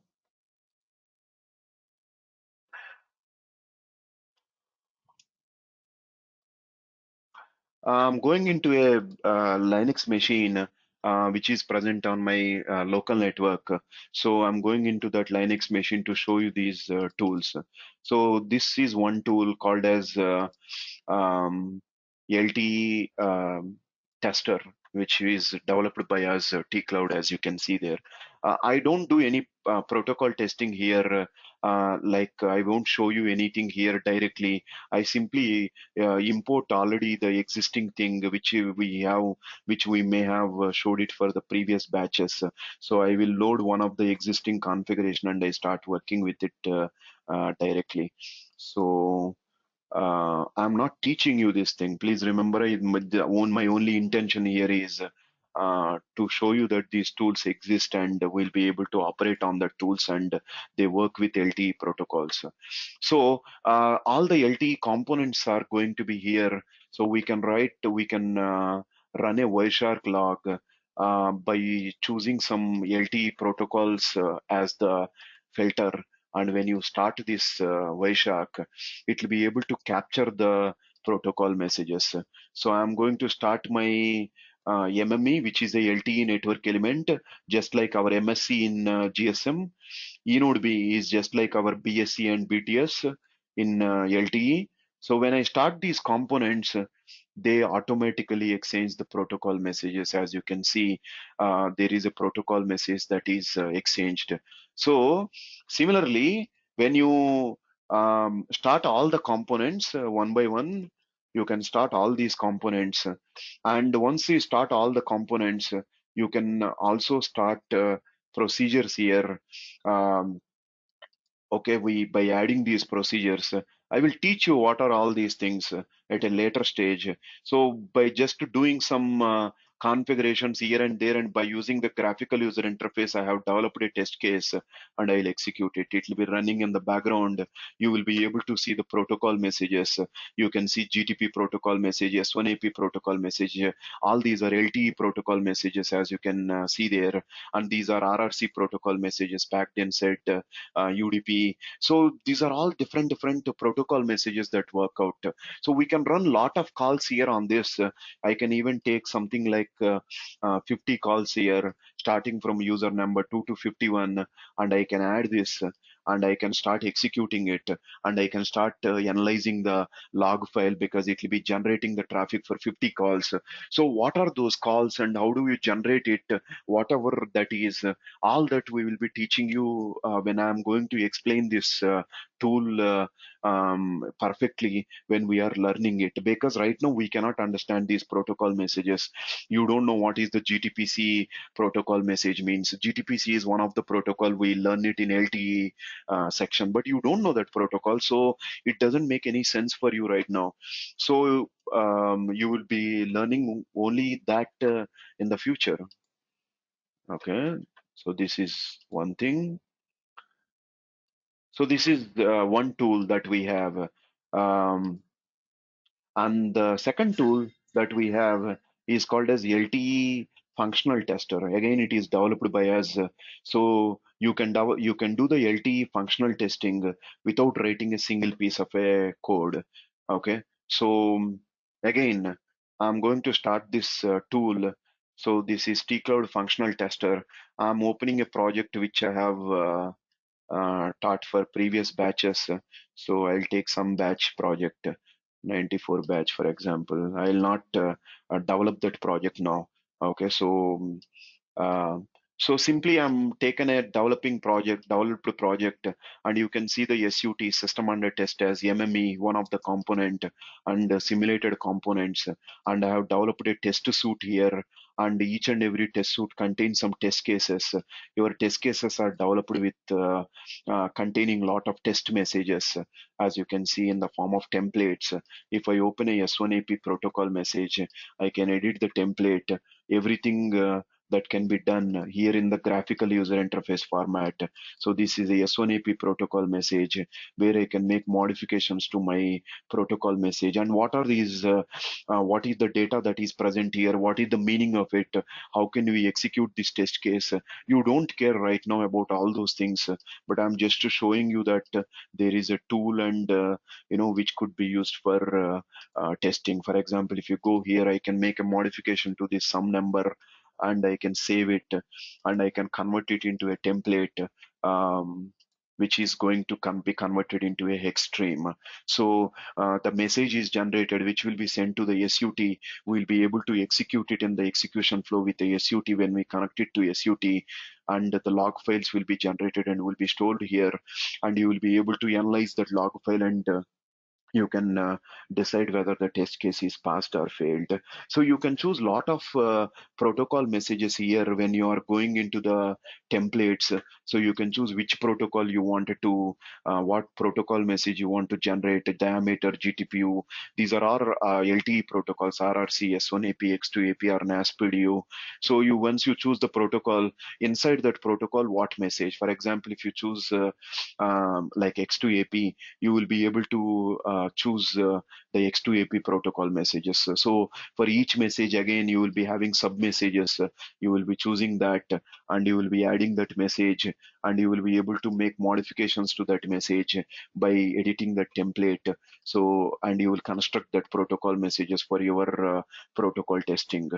So how to do the testing with it, how to make modifications to these protocol messages, what is the meaning of these protocol values, all that part we will be teaching you as part of your course. We will be learning that section completely.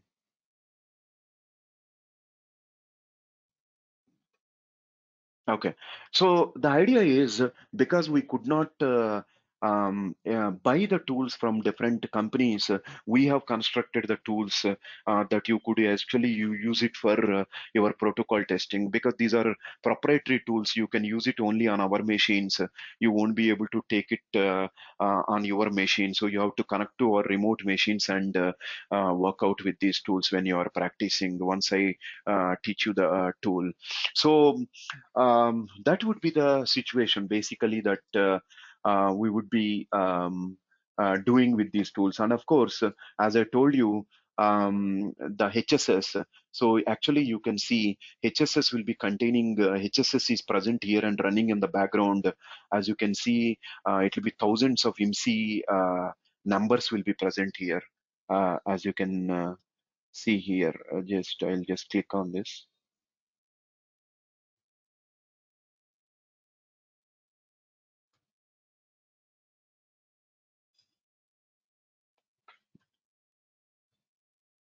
Okay, I think the mobile screen, I'm working from a home environment, so the device screen is not fit enough. It is not responding, but it will be containing at least 5,000 IMSI numbers. It will be stored in the HSS, and we'll be simulating this HSS. Only with that, actually, these many call execution is actually possible in the background. So because every user will have a different IMSI number, and these IMSI number can keep on getting changed from one user to other user, etc. So we can do that. Mm, Now it responded. So you can see these are the different IMSI numbers that are present in your HSS. So thousands of numbers will be there. All those users' data is stored in HSS, and it will be running in the background. So that is the third tool. And one more tool we use, which is not a T-Cloud proprietary tool, is called as um, 3GPP decoder, which is a free tool. You can actually get it from the internet also, but I will teach you how to work with this tool. So you will be able to take any protocol message, and you will be able to construct the protocol message in with different protocol formats. All LTE protocol messages can be decoded by using this 3GPP decoder tool. So how to work with this? How with different LTE messages, how to work with that? I'll be teaching you this tool as well. So when you see your course content that you have got, normally these are the tools that you will be seeing. This is the first, this is the second tool I have showed you, the T-Cloud functional tester, uh, where we have developed the templates and the execution of the test case and the log output that is generated. So that is the second tool I have showed you. And this is LTE tester. This is the first tool I have showed you, where we have all the network elements, connecting those network elements and executing the test cases. Okay, and the log file that is generated out of it. And this is the T-Cloud HSS that we have developed, which will be running in the background with thousands of users of information, and providing different services to the users. Okay, so and there is another tool called as 3GPP decoder, which is used for 3GPP message decoding. This is the last one that I have showed you. So these are the four tools that we use while we are performing LTE protocol testing in the tool-based environment. So we will be using those four tools in the tool-based environment in here, script-based, tool-based. Okay. Now, why typically we say, or T-Cloud say this thing to you, that nobody else in India will have a lab facility available except T-Cloud is because mostly the reason is none of those training centers are telecom companies. They never develop anything. And on the other hand, T-Cloud is a development company at the same time training company. We developed a lot of telecom products. So we also have developed these T-Cloud based tools so that you can work out and you can get that first-hand experience before you go into the actual projects. But all the other training centers that you find out in India, mostly they will be getting, like rent trainers who are working in some other company, and they will never have any kind of an practical lab available at all. They can't teach you anything practically. They can't make you realize how the actual protocol testing would be done in a real environment, because they won't have any environment at all, because they are the the training center is teaching 100 different things. One of that will be protocol testing, and the trainer is having some 3-4 years experience working in some other company somewhere, but they'll never have real experience. Like for example, my experience is like 17-18 years of experience. You will never get these kind of very heavily experienced trainers anywhere except T-Cloud, because we are doing it as a corporate thing, and at the same time we are doing also public trainings. As we are developed some kind of a a complete curriculum, and somehow this is worked out for us and we are actually doing it. But otherwise we would only be actually doing corporates, and mostly corporate trainings only we would be conducting. We would be conducting at least 30-40 corporate trainings in every year. So that is the typical average that we would be doing. So other than doing these public trainings. So that's about T-Cloud, and that's about the tools, etc. And last point is this. So we have one more module here called as fifth module, which is also having two tools called as Quality Center and SVN. We teach these two tools also, not installed on this PC to show it to you. It is installed on another lab environment, which I could not connect because I cannot reach office right now. As I am in a home environment. After 5 or 6 days, I'll be able to access this. But anyhow, the point is this Quality Center and SVN are free tools. You can also download it from the internet from those websites.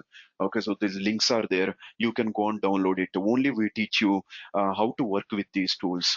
That's all. When it related comes to the project environment. So even these tools are not our proprietary tools. I don't even need to prove that these tools are available, because these tools are free tools. Anybody can use it. You can also download it. I can also download it. So anybody can use it and download it. But only the thing is, you need to know how to work with these tools. That part we will be teaching you, this Quality Center and SVN subversion part. Okay, so two more tools. So that is the history related to the test management and code management. So whatever the tools that we have publicized in our course content that you have received, all the tools that I have showed you. Okay, so before you make a decision on joining. So uh, now we have conducted some good number of sessions on GSM also. You might have already got an idea about typically how do we teach. Okay, so what is the kind of experience that you are getting from our teaching? You can you can gauge that, and you can some kind of give merit to it with respect to maybe other training centers or whatever, and you can make a decision because you are like 25-26 years old. You can make a decision like who are better, who is not better, etc. And you can definitely make a decision on that part. Okay, and yeah, that's it. And one other typical offer that we would be having at T-Cloud is if you find out the lab facility for LT protocol testing in India, in any other training center except T-Cloud, this course is free of cost. So I have showed you the tools already. So just like how we have showed the tools, if any other training center is showing all the tools that they are using to teach you the protocol testing on day one itself, and make you join into the training, you can just tell us that so and so training center is actually having all the tools to teach the protocol testing, and if you tell us that the name of the training center, we will give this course for free of cost. We don't charge a single rupee. So that is open challenge for any one of you. So you can take up the challenge, and if you prove yourself right, it is good for you. You will get it for free of cost without paying anything. So you can join here in T-Cloud itself instead of joining any other training center. So that is the best thing that you could do. You can save 40,000 rupees without paying. You will be doing a successful training. Okay, so that's the thing we have. So anybody who would like to like take up, you can take that up. Why I'm trying to tell you is to give you the confidence that if you join here, you really get this practical exposure, which is very much required for you to get into the project environment in a real company. So that will give you a lot of boost for your confidence before you start working on a real project. Okay, so that's very much needed. We could provide you that. I have showed you all the tools in the all the classes that I've conducted so far. I've showed you all that. So you can make a decision on the basis of what you have experienced so far and make a decision. Okay. All right.